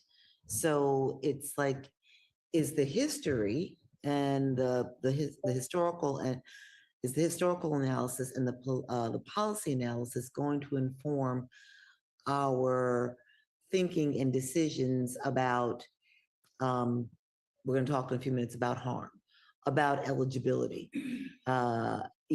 or is it that you ask and answer the question first with respect to eligibility and harm, and then you further, develop your policy and historical research and analysis? Do you get where I'm going? It's like, what is the question that we're answering? So are we answering it to get to a question about eligibility, or have we made a determination about eligibility, which then helps us to appreciate what are the policies and laws that we need to further explore with the history? How do we do that? And so Commissioner Jones Austin, you'll see in the next section, I said that we needed some research questions to guide our work. And so what are the research questions that we want to develop to guide the work so that we can establish a pathway? And I think that that's why you're asking that question, which is coming first, right? Because we haven't established what will be our research questions. And so my hope is that we'll have that conversation at the next stage, but I certainly will lean to Janine and Ayana if they want to answer that in any way. But that's what I believe that we needed to have some This research is like foundational. Yes, absolutely. Like a solid foundation that then informs our thinking and then allows for us to go back and delve into, I don't want to say more deeply, but into areas. Right. And also for the commission to come up with recommendations for the legislature. Okay. That is not the role of PSA. And really, with the bifurcated reports, from my perspective, the reports are going to be combined and the data is going to drive the case for reparations. So at every step of the way, the economics and the lack of wealth and the harm that we as African Americans in New York State have experienced as a result of the institution of slavery, that has to be quantified. And Derek Hamilton is going to do that for us. But I mean, you understand where this is going. There has to be a formula that's going to, and so the other thing is, you know, we also have to figure out who is eligible for reparations. And that is going to be based on the law that the legislature, New York State legislature passed, because the eligibility requirements are in that law, which you can read on the website, the reparations. And just because Commissioner Tarrant Reed inserted the word law, I don't want us to forget that we have a brand spanking new general counsel who should also be centered in the report writing, and especially as it relates to leading us to the question that Commissioner Jones Austin just asked us, asked of you, as a matter of fact. She's here, utilize her. Am I speaking? Okay. So we just want to make sure that in all of our walk towards getting this ultimately to the governor and the legislators, her work, her knowledge and expertise is also centered in it all, if that makes sense to everyone. We certainly imagine that at future meetings, all of our consultants, vendors will be here, and these conversations will be much deeper as we get into the body of work that we're preparing, but sharing the other bodies of work with our vendors, like our general counsel and others that are coming on board. So again, we thank you for the great work that you've been doing. We look forward to future presentations. We hope you stay on because we have some questions, a discussion about harms and what is going to be, how do we get to our guiding research questions so that we can begin to answer. So we hope you stay with us. Any other questions, commissioners, before we end this section? Yes, let's give them a round of applause. Thank you. So thank you. Thank you. So next I want to go to just a quick update for the commissioners on our hiring updates. I heard someone allude to the executive director, and as a quick update, we have identified the executive director.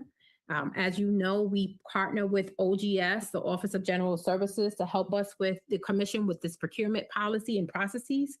And so we've identified the firm or candidate that will be working alongside of us. And so more to come on that, but that position is closed and we've identified the candidate. Next, with our economist position, I am excited to share the very same news that we've identified a firm or candidate for that position. More to come. We are just awaiting for the next steps and approvals, and our partner organization. I want to thank them. OGS has been an incredible partner to the commission in helping us to guide our work. And we meet with them regularly to continue to advance our logistical work forward. So thank you to that team there. And then lastly, more good news. We've identified a candidate or firm for the education coordinator. So thank you. And we expect to have more information. I want to thank all of the commissioners, because most don't know that we are volunteers. And I have to say that because we've heard several statements that we were being paid. None of us are being paid for this work. And I want to thank you, commissioners, for this great work that you're doing, because we behind the scenes are interviewing these candidates, and this is a lot of work. And going through the process of reading the incredible proposals that are prepared. And these are not 10-page proposals. They are long proposals, and we appreciate every consultant that has put forth the effort to work with us. We appreciate them. But we've made our selections. And so thank you, commissioners, for your behind the scene work to get these incredible, brilliant minds to partner with the commission. So I want to give you all a round of applause for your volunteer efforts. And I'm going to keep saying that so everyone is clear that this is our service to the great state of New York, but also to our ancestors and to New Yorkers that want to support these next steps. So thank you. Next, I will go to new business. And on new business, we have a discussion on the working definition of harm and the research questions. 2 upcoming public hearings. So I think I'm going to go backwards and do that first. The upcoming, that'll be easier. We have a public hearing on January 17th in Binghamton, New York. We will be in the southern tier. If you all notice that we are trying on January 17th. I'm going to give the floor to Commissioner Jenkins, because she will be leading that effort. And if she wants to say anything more about the hearing on January 17th in Binghamton, New York, and I know we'll be at the Legion there. Well, we welcome everyone to come, definitely be there. The subcommittee and we were working feverishly to try to secure speakers. This has been the most difficult one to book speakers for, because what we did is we went backwards trying to restore some of the experts that we'd had in the past. And then we received possible names from our elected official in that area, and they weren't all available. And it's very difficult. We are all very busy. As the chair just said, we have a difficult time sometimes meeting up, but then ultimately we do it. I don't have the names right at my disposal for our meeting, but that is going out. I think it has already gone out in our press release for the 17th. I don't want to mention one name without the other, because I just don't recall. But we are looking forward to it. And so the theme for next week's meeting is next week. We heard from the public. To learn more about it. It froze. Is it? Did we freeze? Yeah. Yeah. Okay. You can go to our website at ny.gov/reparation, read the press release. We will be at the Legion in Binghamton, New York on Saturday, the 17th, and learn more about our public hearing. Everyone is welcome. We look forward to hearing your voices. Can you all hear me okay? Yeah. Now. Okay. Sorry, we're having some internet issues. Next, I want to let you know, if you all can't hear me, if everyone can hear me, just raise your hand, thumbs up, just to make sure. Good, thank you. All right, I want to share that we will also be at the NYSA BPRHAL caucus in February. We will hold a workshop, and that workshop we believe will be on February 14th. And so we look forward to seeing folks at the hearing. More information to come once we get the date. But we look forward to being at the caucus in Albany, New York on February 14th. Any questions about that? For more information, for those that are watching online, please visit our website. You can watch every meeting. You can connect with us, learn more about the work that we're doing, but also you can share your public testimony. You don't have to attend the meeting in Binghamton, although we want to see you in Binghamton, New York, on Saturday, the 17th of January at the Legion. But also you can join online and email us, or you can call us at 518-473-3997, and you can call in your public testimony. Again, the website is ny.gov/reparations. I want to pause, and so we can make room for our discussion on defining the harm and our research questions.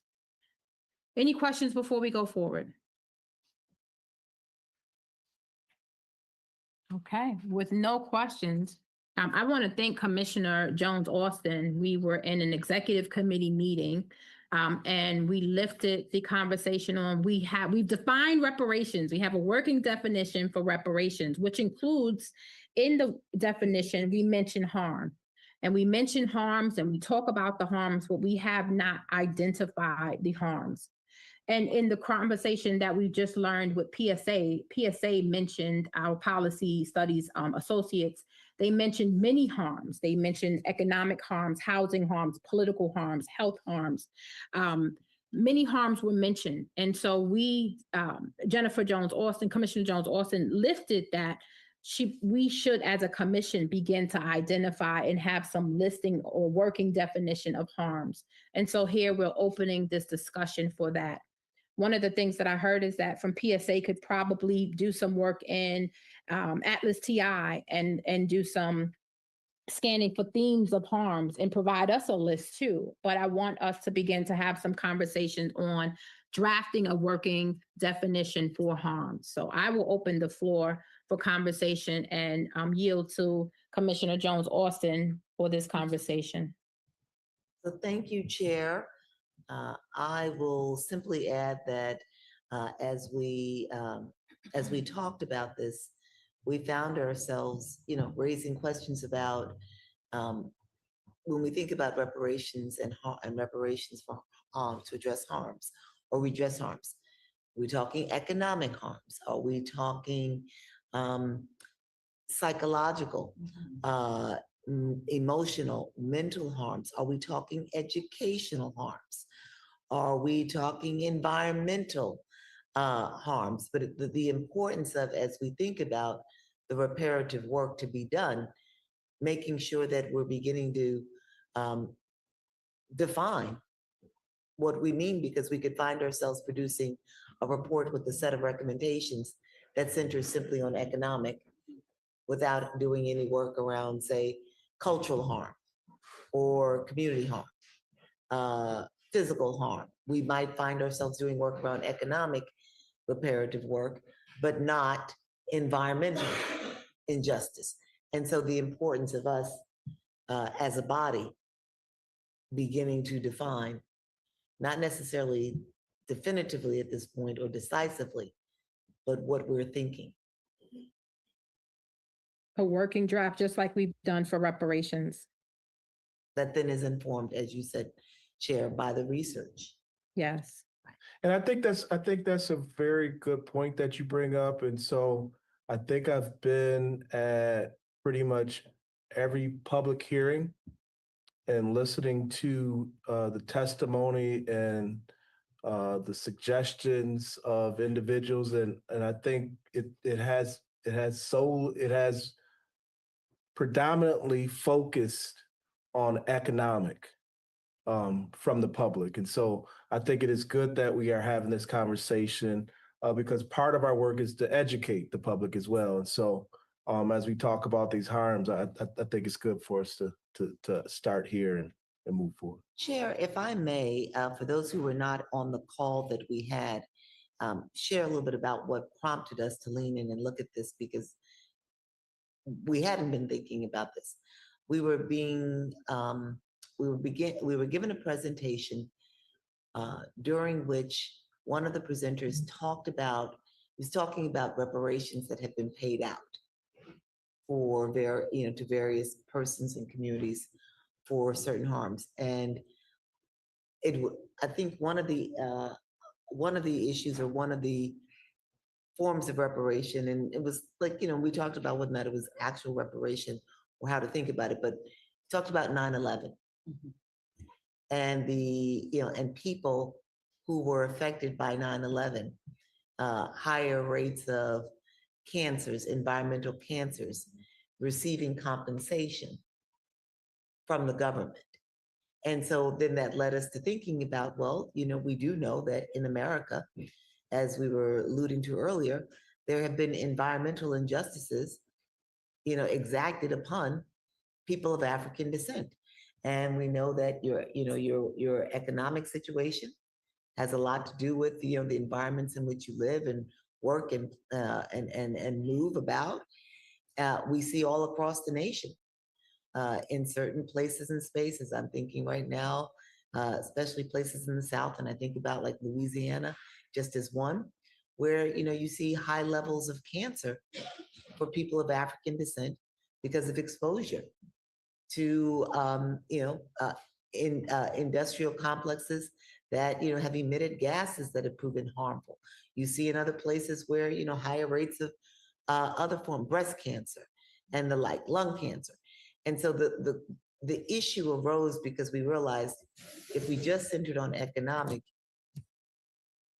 are we leaving out a whole swath, the whole body of people for decades that have experienced racial injustice that began with slavery and continues? And can I just weigh in? And I thank you so much, Commissioner Jones Austin, because I've just been on my reading thing. You know how we all say we're going to read a certain number of books this year. So I went back to Dr. Calvin Schermerhorn's book, Plunder. He was one of our guests.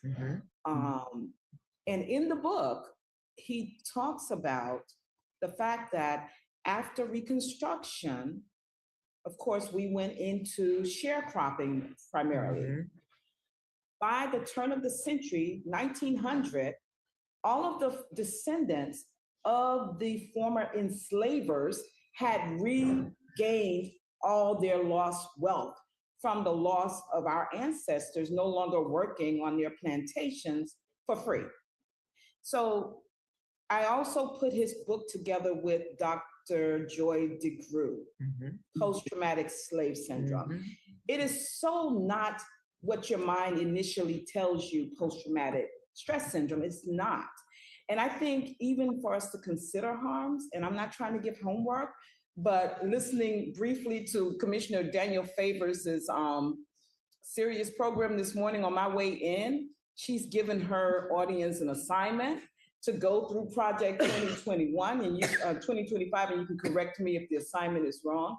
She's given them an assignment to go through Project 2025, 5 pages a day or something to that effect. Review it and write a paragraph about what they are learning so that they can be in the now of it all. I feel that we should do something similar with post-traumatic slave syndrome so that we can actually codify what harms really mean, considering all the things that Commissioner Jones Austin just said. And there might be some categories that she may not have included, but there are so many more than just economic harms. And we really need to get our community to understand it's not about write the check only. Right. I'm not trying to get you out of work, Dr. Hamilton, but I don't know where I became the fodder for. I've been quiet, but I will raise my hand and get in it. He's the stated economist here on the panel. So I'm just saying that we really need to do our homework as a commission so we can understand it's not only about money, right? Right. There's so many other harms, maternal, and that came up in that meeting too. Yes. Maternal child deaths. We are suffering. Serena Williams, the best tennis player of our modern era, she experienced this. So we can do our homework. I'm not saying you must give us that assignment, but I do believe that this is some research that we need to do before we begin the process of codifying what harms are, because we don't want to exclude anything. I yield. And I also think it's important to understand that there's structural harms and environmental harms, health harms. There's so many different categories.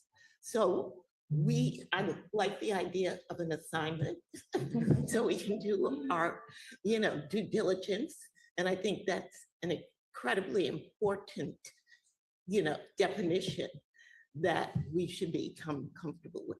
So I See think that two commissioners have their hands up. Thank you, Commissioner Tarrant Reed. But I wanted to know from PSA, how soon could they give us maybe a scan of theme for harms to inform our research, as well as we're giving ourselves homework assignments. At least that will help us understand the many types of harms that are coming up in the themes that we're hearing in the public hearings, and in the testimony that's been provided online. So let me just make room for you all to bring the two researchers back up. And then I see Commissioner Daniel Favors. Uh-oh.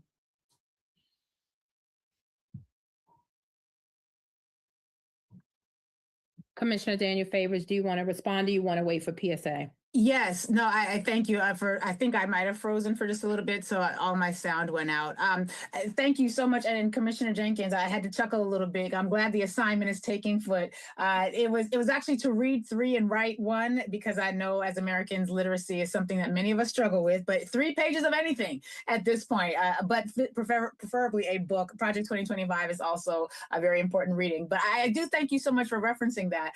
But I wanted to also offer that, and I encourage I request the other legal minds on the commission to also chime in. But when I'm thinking about a definition of harm, and to our associates at PSA, I look forward to how you are going to respond to this as well. I'm thinking by default in terms of legal definitions. And when we're looking at legal definitions, we're talking about any detrimental loss, damage, or injury to your body, your rights, your reputation, your property. It encompasses both physical and material detriment.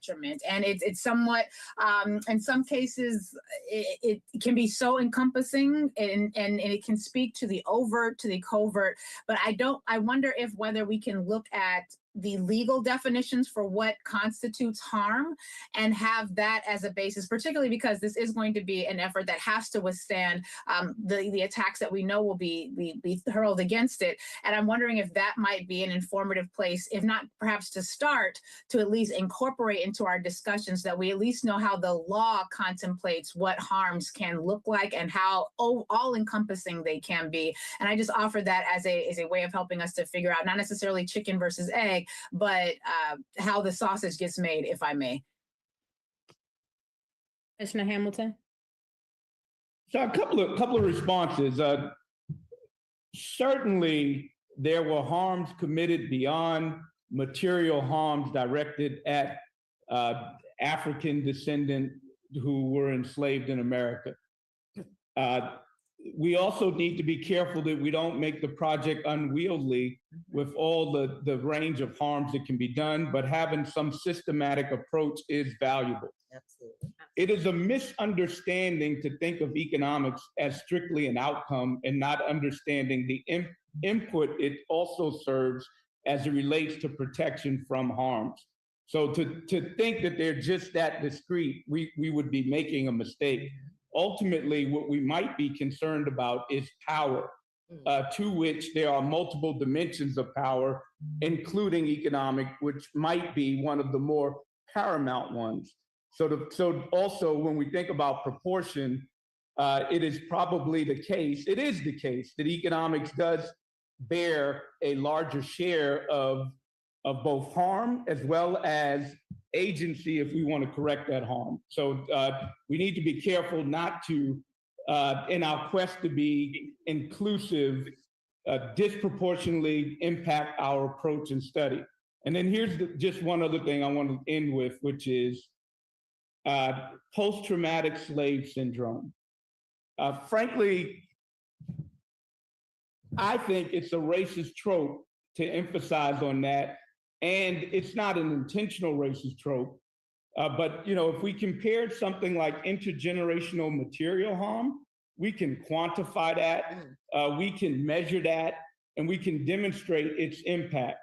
but my understanding of some psychological harm that gets passed down from one generation to the next and being responsible for some affect that leads to disparity, I have not seen compelling evidence that that's true.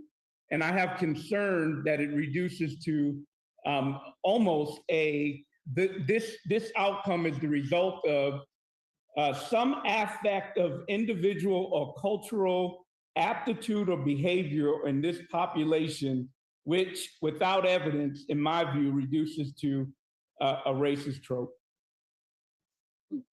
Let me ask you a question. I appreciate what you're sharing. In my mind, Can you pull the mic closer to you? These, I think the mics are really far on the table. Yeah, there you go. I was sharing that I appreciate what Dr. Hamilton has expressed, and my mind immediately centered on the deprivation of economic opportunity in densely populated communities of people of African descent, like the lack of capital, economic opportunity, business, industry, and through a social science lens and frame, how that, research has shown how that has impacted the thinking of people about what is possible, like the withholding of resources within a community, and the ability to then build within the community, not just from an economic resource availability, but the mindset of what is possible. I'm just sharing that with you. And I give two quick responses. One, you've stated the harm directly to begin with, which is the lack of economic opportunity. And then two, you have to come up with an intergenerational mechanism of how the psychological trauma of one generation is passed down to another generation. And that mechanism has not been established. So I appreciate the point that you're making. What I am doing in this moment is just essentially surfacing what, when people talk about this, what they're thinking, like I don't want to go too far with this, but the reason that in America and in Europe, like the construct of, quote, the ghetto, to keep people in a marginal state and to somehow affect the psyche. Now, yes, it may not be, like, research does not bear it out, and you can't necessarily substantiate it with quantitative, like findings and what have you, but there is a harm that has attended our people. It's called the ghetto. Right? You've stated it, right? I think we may be saying the same thing in some respects, but what I'm actually just trying to speak to is there is something here. Now, we may not be able to do anything with it, and we may have to look at the core economic deprivation as the harm. But I'm just saying, like, when we talk about trauma is real, you may not be able to always quantify it. And to be clear, we're not having a conversation about whether there's trauma and that's a harm. That's not the debate. I'm just saying we may not be able to quantify it. I'm just saying that I think that what she was speaking to is that it does exist, even though we may not be able to put a number on it. And that's a part of the research that Janine was talking about in terms of the interviews with the ones who've given public testimony.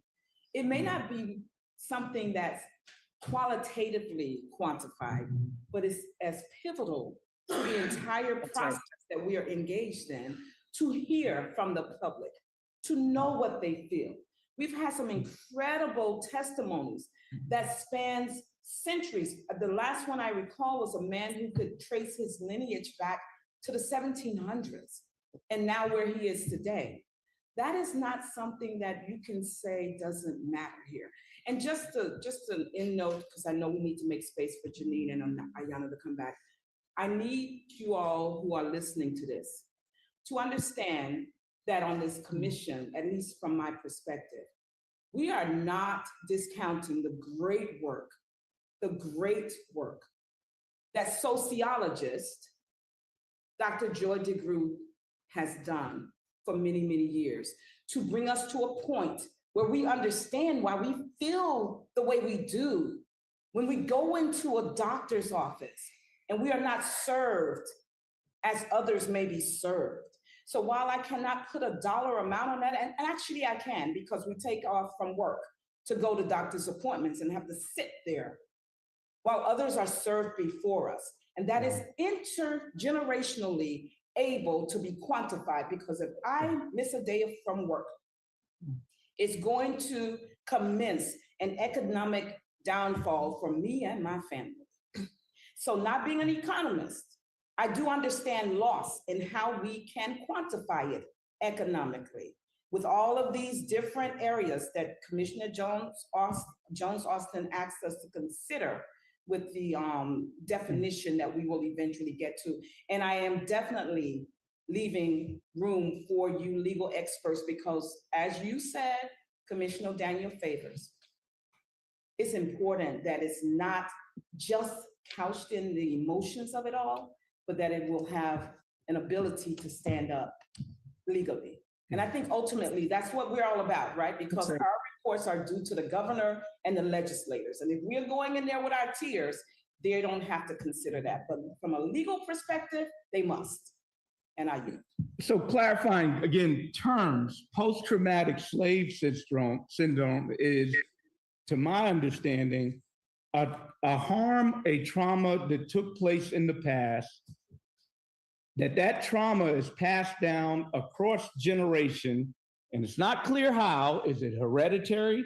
There's the epigenetic literature that tries to make some claim towards some biological transmission. Is it cultural, that the attitudes, norms of a family that experienced some trauma pass down some behavioral norms from one generation to the next? That is exemplified today. What we're not debating, or at least not from my perspective, is whether Black people today still experience disparate treatment when they go to the doctor, a disparate context of social animus when they go through life. Just to be clear, what I find, especially without evidence that I've seen that's compelling, frankly, a racist trope, because it puts the inequities, the onus of inequality on individuals and families, is this notion of heredity, of either some genetic anomaly or some cultural anomaly that goes down across generations, whether it was stimulated by some harm in the past or otherwise.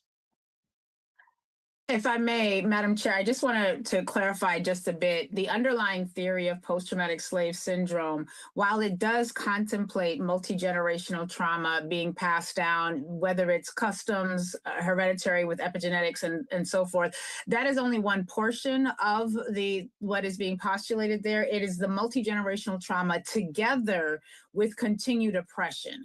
So the idea behind post-traumatic slave syndrome is not that in the absence of continued oppression, we are hereditarily passing down the experiences of trauma from our ancestors. My understanding of the work that Dr. Joy DeGruy has proffered is that it's the multi-generational trauma due to multi-generational continued oppression. And so I think if we're looking at it solely in terms of multi-generational trauma without that other part, Commissioner Hamilton, I certainly understand your concern about what it might indicate in terms of the potentiality of racist tropes, but it is the harm, or it is the multi-generational trauma that is being experienced because of the multi-generational and continued oppression. And so when we put those things together, and it also contemplates the absence of an opportunity to heal or to assess other benefits available to the broader society. And those things together are what lead to post-traumatic slave syndrome. So it's not solely, and I'm not suggesting that you were saying that it was, but I just for the record want to be clear, it is not solely the idea of multi-generational trauma. It is multi-generational trauma caused by and perpetuated by multi-generational oppression, which together with the absence of opportunity to heal and take advantage of the benefits of society, which lead to post-traumatic slave syndrome. Thank you. And I want to just highlight that part of our work is looking at the present day harms. And so it sounds like it's in correlation with that. Any more that we want to add to that? Because I want to make room for our researchers to add to that. So researchers are on, Ayana and Dr. Janine, if you all would add to the conversation as we prepare to wrap up. Yeah, I think, we're gonna, obviously we're focused on harms. I think we're gonna follow your lead on which harms, like Dr. Hamilton mentioned, that we don't want to be overly broad, but really kind of focus on what the commission has identified as harms of a focus, so to say. I don't know what the correct term is, but what you're really focused on in your work as commissioners, and we'll follow your lead. We were definitely gonna, harms was already part of our analysis, I know, especially for Ayana, in terms of the disparate harms and things from laws and policies, but we'll be including that in our work for sure. We'll work with you around getting access to the public education, the public hearing testimony. We need to get those data from you. That's something we need to get anyway. And as we're working through the analysis, we'll work with Dr. Jenkins and Ms. Tarrant Reed around how we're going to analyze that and that those harms data. I just want to add that all the public hearings, so the transcripts and the video are on our website at ny.gov/reparations. So those that are watching in the community, they can access that. They can hear about the harms that community members had spoke of.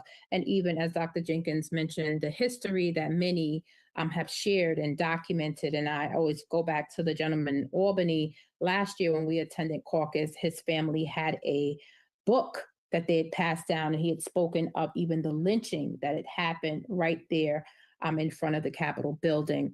And so I think that is going to be important to capture that data as soon as possible. Let me pause and make sure that there are no other comments that we want to add. I don't have anything on that to do this. Okay.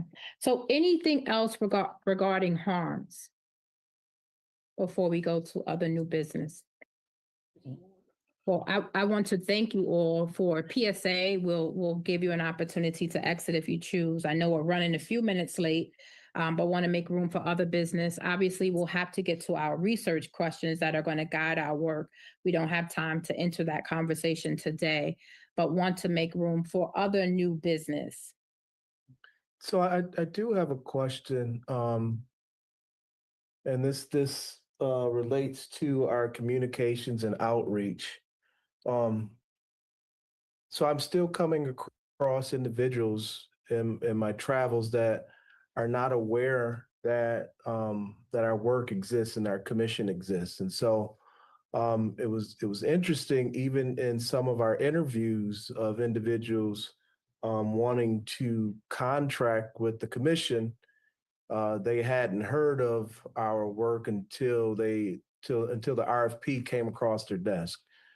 And so I'm wondering, from a communications and education and outreach standpoint, what are we really looking, what methods are we really looking to utilize outside of just letting the public know when we have a public hearing or when we have a business meeting? Are we looking at, I'll say, billboards, for lack of a better term, to really let the larger public and make them aware of that we're in existence and how they can connect with us and how they can be a part of this? Well, I'm going to ask Commissioner Tarrant Reed to add to that. We partner with Words Warriors. They are our communications team, and we've had an effort to, one, get additional advertisements. We've been following traditional Black newspapers. We regularly advertise in Amsterdam. We just had a feature in the Buffalo Criterion. I did some radio for the commission this morning. We still have work to do. New York State is a huge state. And so we have some opportunity, but there is a regular meeting that Commissioner Tarrant Reed has with the team, and I'll ask her to speak to that and the work that they're doing. We also plan to do some work even at the New York State Fair. We plan to be at the caucus in February, and many New Yorkers frequent the caucus and are there, and we plan to be in the hallway in the general area and have access to individuals wanting to provide public testimony. So we still have a lot of work to do, and I agree that I am sometimes disheartened when I'm in the community and folks don't know that we have a commission on reparations, but we still have work to do. Our group, Words Warriors, they started with us mid 2025, and so they're catching up as well. So Commissioner Tarrant Reed, if you want to add to that, I know you meet with them weekly about the work that they're doing, so I'll pause and yield to you. Correct. A lot of the feedback we get is that the work that we are doing as a commission is not publicized. We have been pushing to increase the coverage. Our chair was interviewed on, was it Utica TV station? So that particular interview is going up on social media. We have a LinkedIn page, we have a Facebook page, and we have an Instagram page. And those pages are populated for, for every meeting. Plus, we have the reparations website where all of the information is.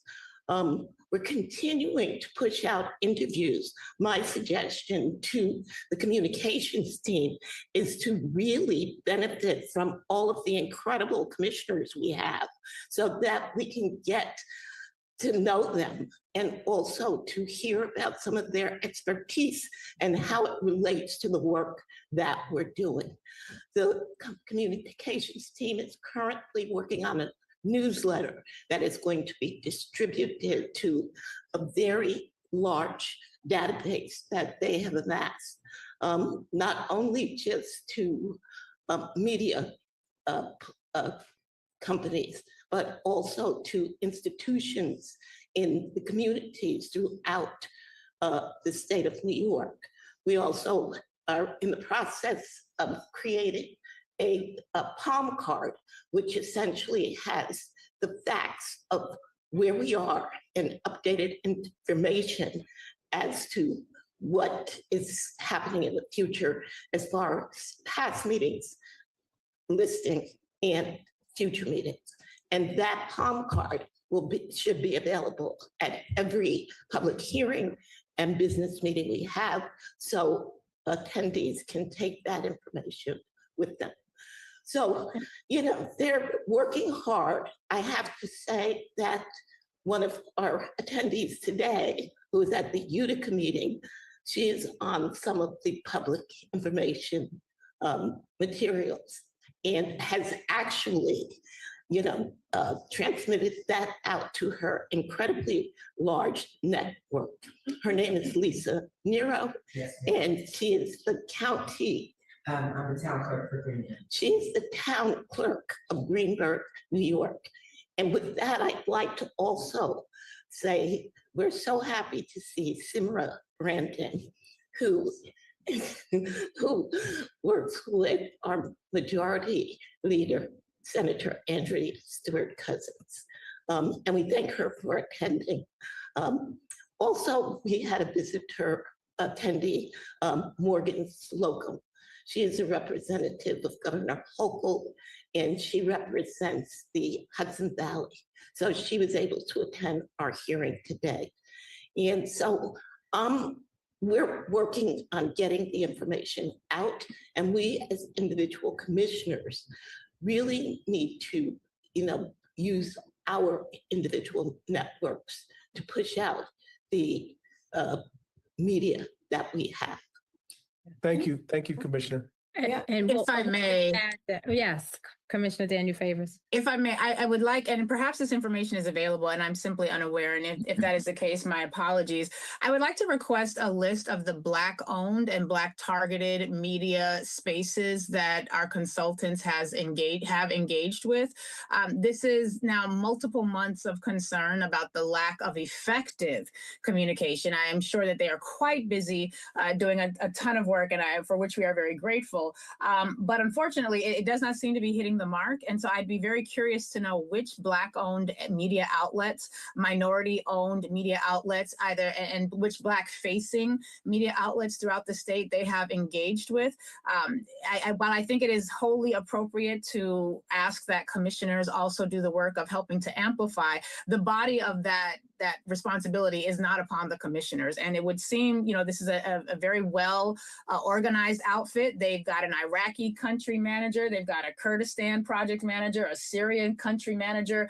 I don't know who is the American or the New York State manager, but I feel as though we are too far into this process to still have this much challenge with locking in effective communication. So again, if this information is available and I'm simply unaware, my apologies, but I would like to request a list of all of the outlets that they have engaged with that are specifically tied to the demographic with which we are the most concerned.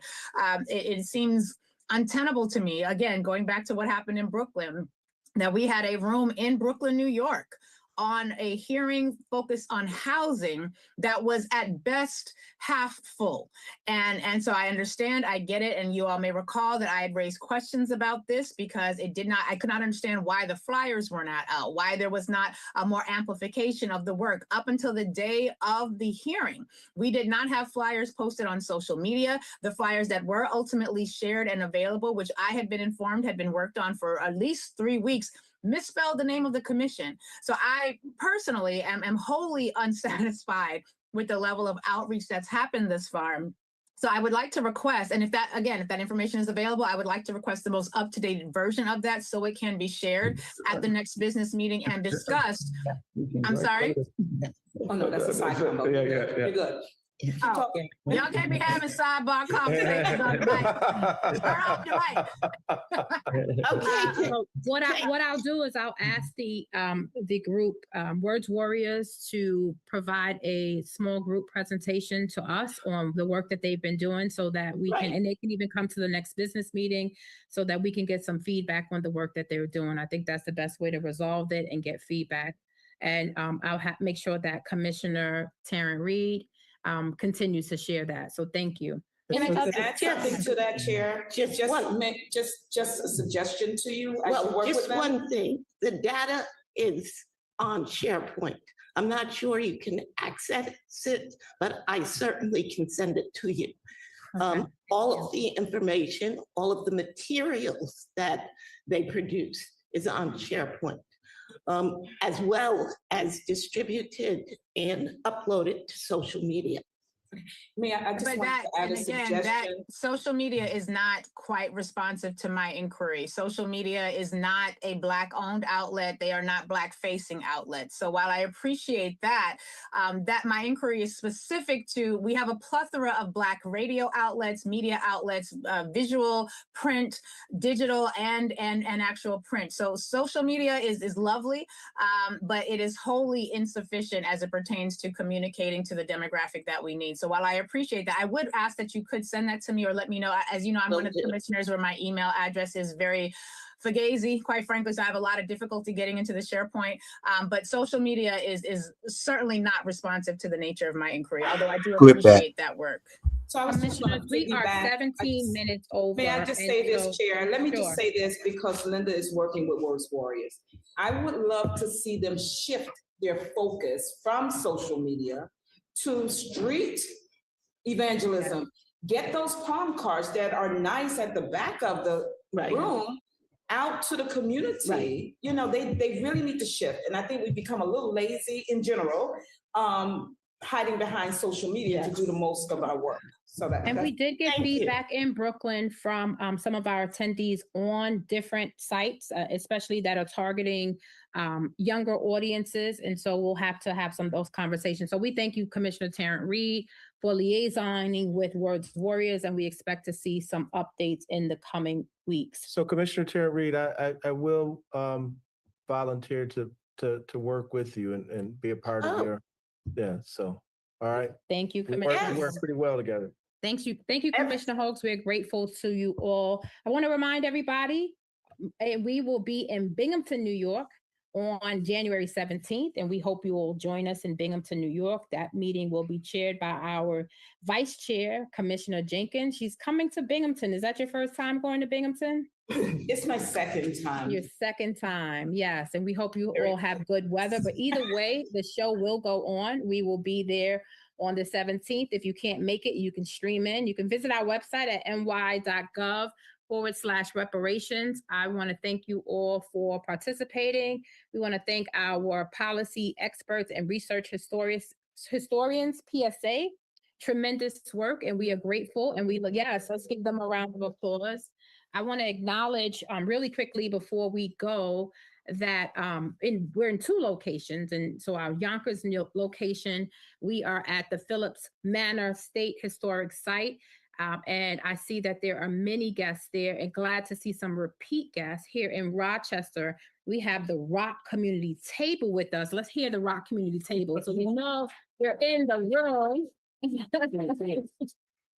So we're happy. Hopefully, Jim can do a scan of the room, but we have the Rock Community Table here attending the meeting, and we thank all of the community members that have joined via Zoom or online streaming. We ask that you join our efforts and share the work of the commission, share the website work, ny.gov/reparations. This is a business meeting, so there is no public comment, but we look forward to you all making your public comment on January 17th in Binghamton, New York.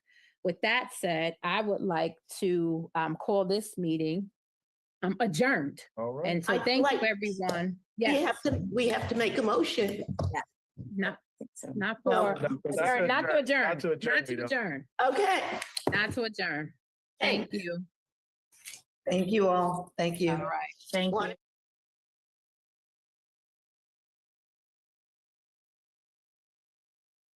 All right, so that was the New York State Community Commission on Reparations Remedies, and that was the business meeting.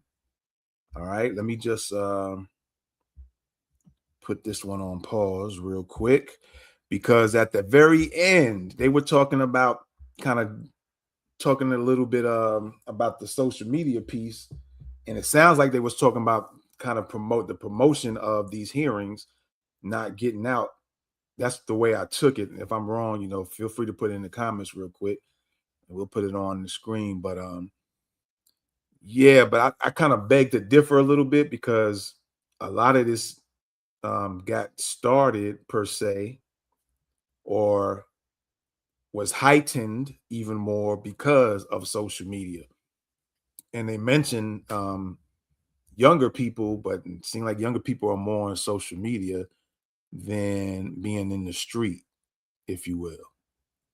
And nothing wrong with going in the streets as well. I say put all of that together.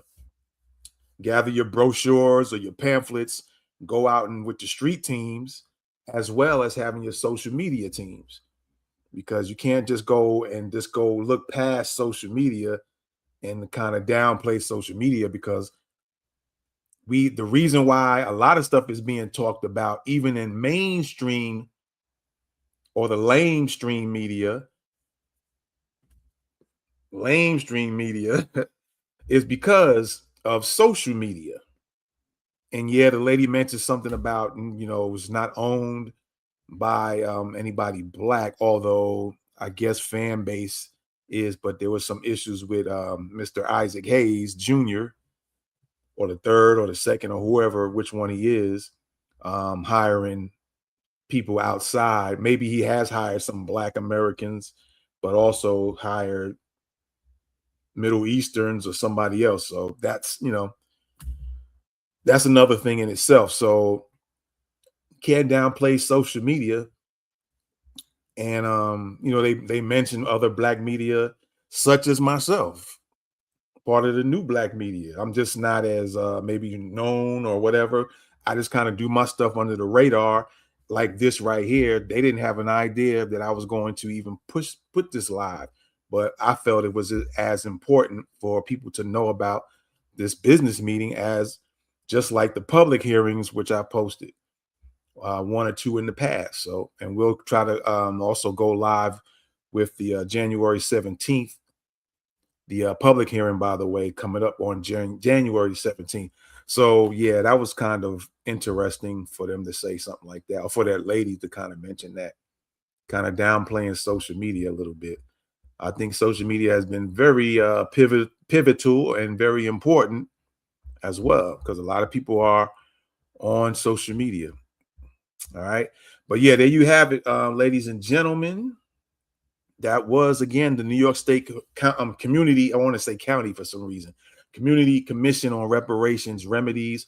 And that was their business meeting, as you guys see on the screen, the January 9th, 2026. As you see that on the screen, okay? All right.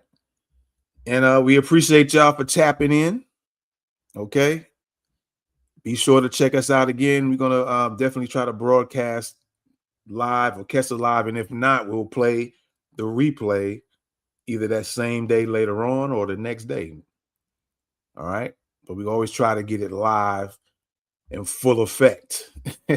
All right. So much respect. Appreciate y'all. Again, thank you everybody who's tapped in, who's watching me from Twitter, from 365 Ideas, that's on YouTube, Thoughts of the Week podcast on YouTube and Twitch. What's the 411 News on YouTube and Twitch. Live Events Now Network on YouTube.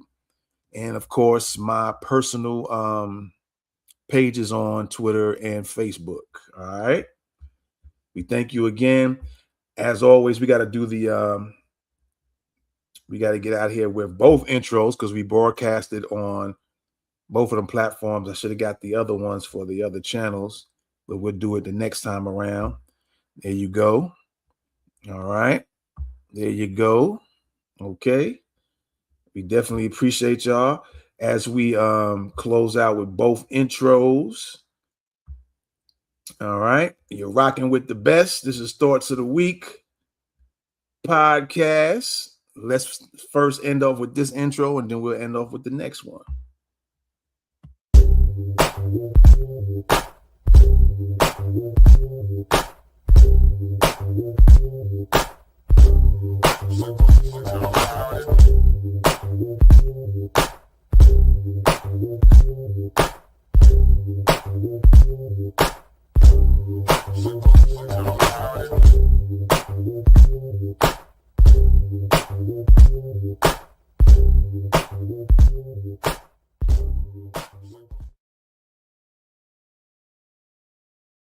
Appreciate y'all.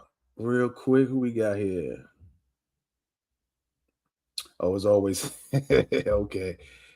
Yeah, much respect, man. I would put that on there, but that's not for this particular broadcast. So, but I appreciate you trying to promote your stuff. Maybe on another live, we'll do that for you. All right. And of course, once again, we appreciate y'all. What's the 411 News, Thoughts of the Week podcast, Live Events Now Network, 365 Ideas, the one of the very few FBA, if not the only FBA Black think tank, 365 Ideas, inspired by Dr. Claude Anderson's Harvest Institute think tank. We appreciate y'all. And again, January 17 is the next one. That's the public hearing. This one was the business meeting. And I'm sure they're probably doing some more. They did some more meetings, but this one was the, I guess, the public one that they broadcasted publicly. So the next one is the New York State Community Commission on Reparations Remedies public hearing. I think they said Binghamton. Let me look up something real quick. The next one is in Binghamton. Yep. The American Legion Post number 80, that's 76 Main Street, Binghamton, New York, is 13904. So that's where the public hearing is going to be at. And again, we'll try to definitely broadcast that as well. All right. Thank y'all for watching. We definitely appreciate it. And I definitely, I don't know, I can't say I appreciate it, but I'm definitely glad to broadcast it to y'all so y'all can be up on what's going on as well, man. All right. This is What's the 411 News. We're going to end it with that one. We out. Peace. Welcome back to What's the 411 News, where we bring you news observation, interpretation, and news commentary from an FBA and BGR perspective. Let's get it.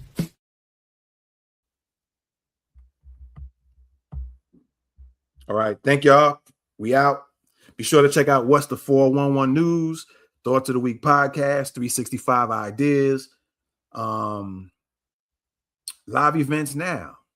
Y'all check that out. It has it's kind of the Netflix style channel on YouTube, Live Events Now Network. All right. Be sure to check them out. It has all the different broadcasts from different channels. All right. Appreciate y'all. We out until the next time. Peace.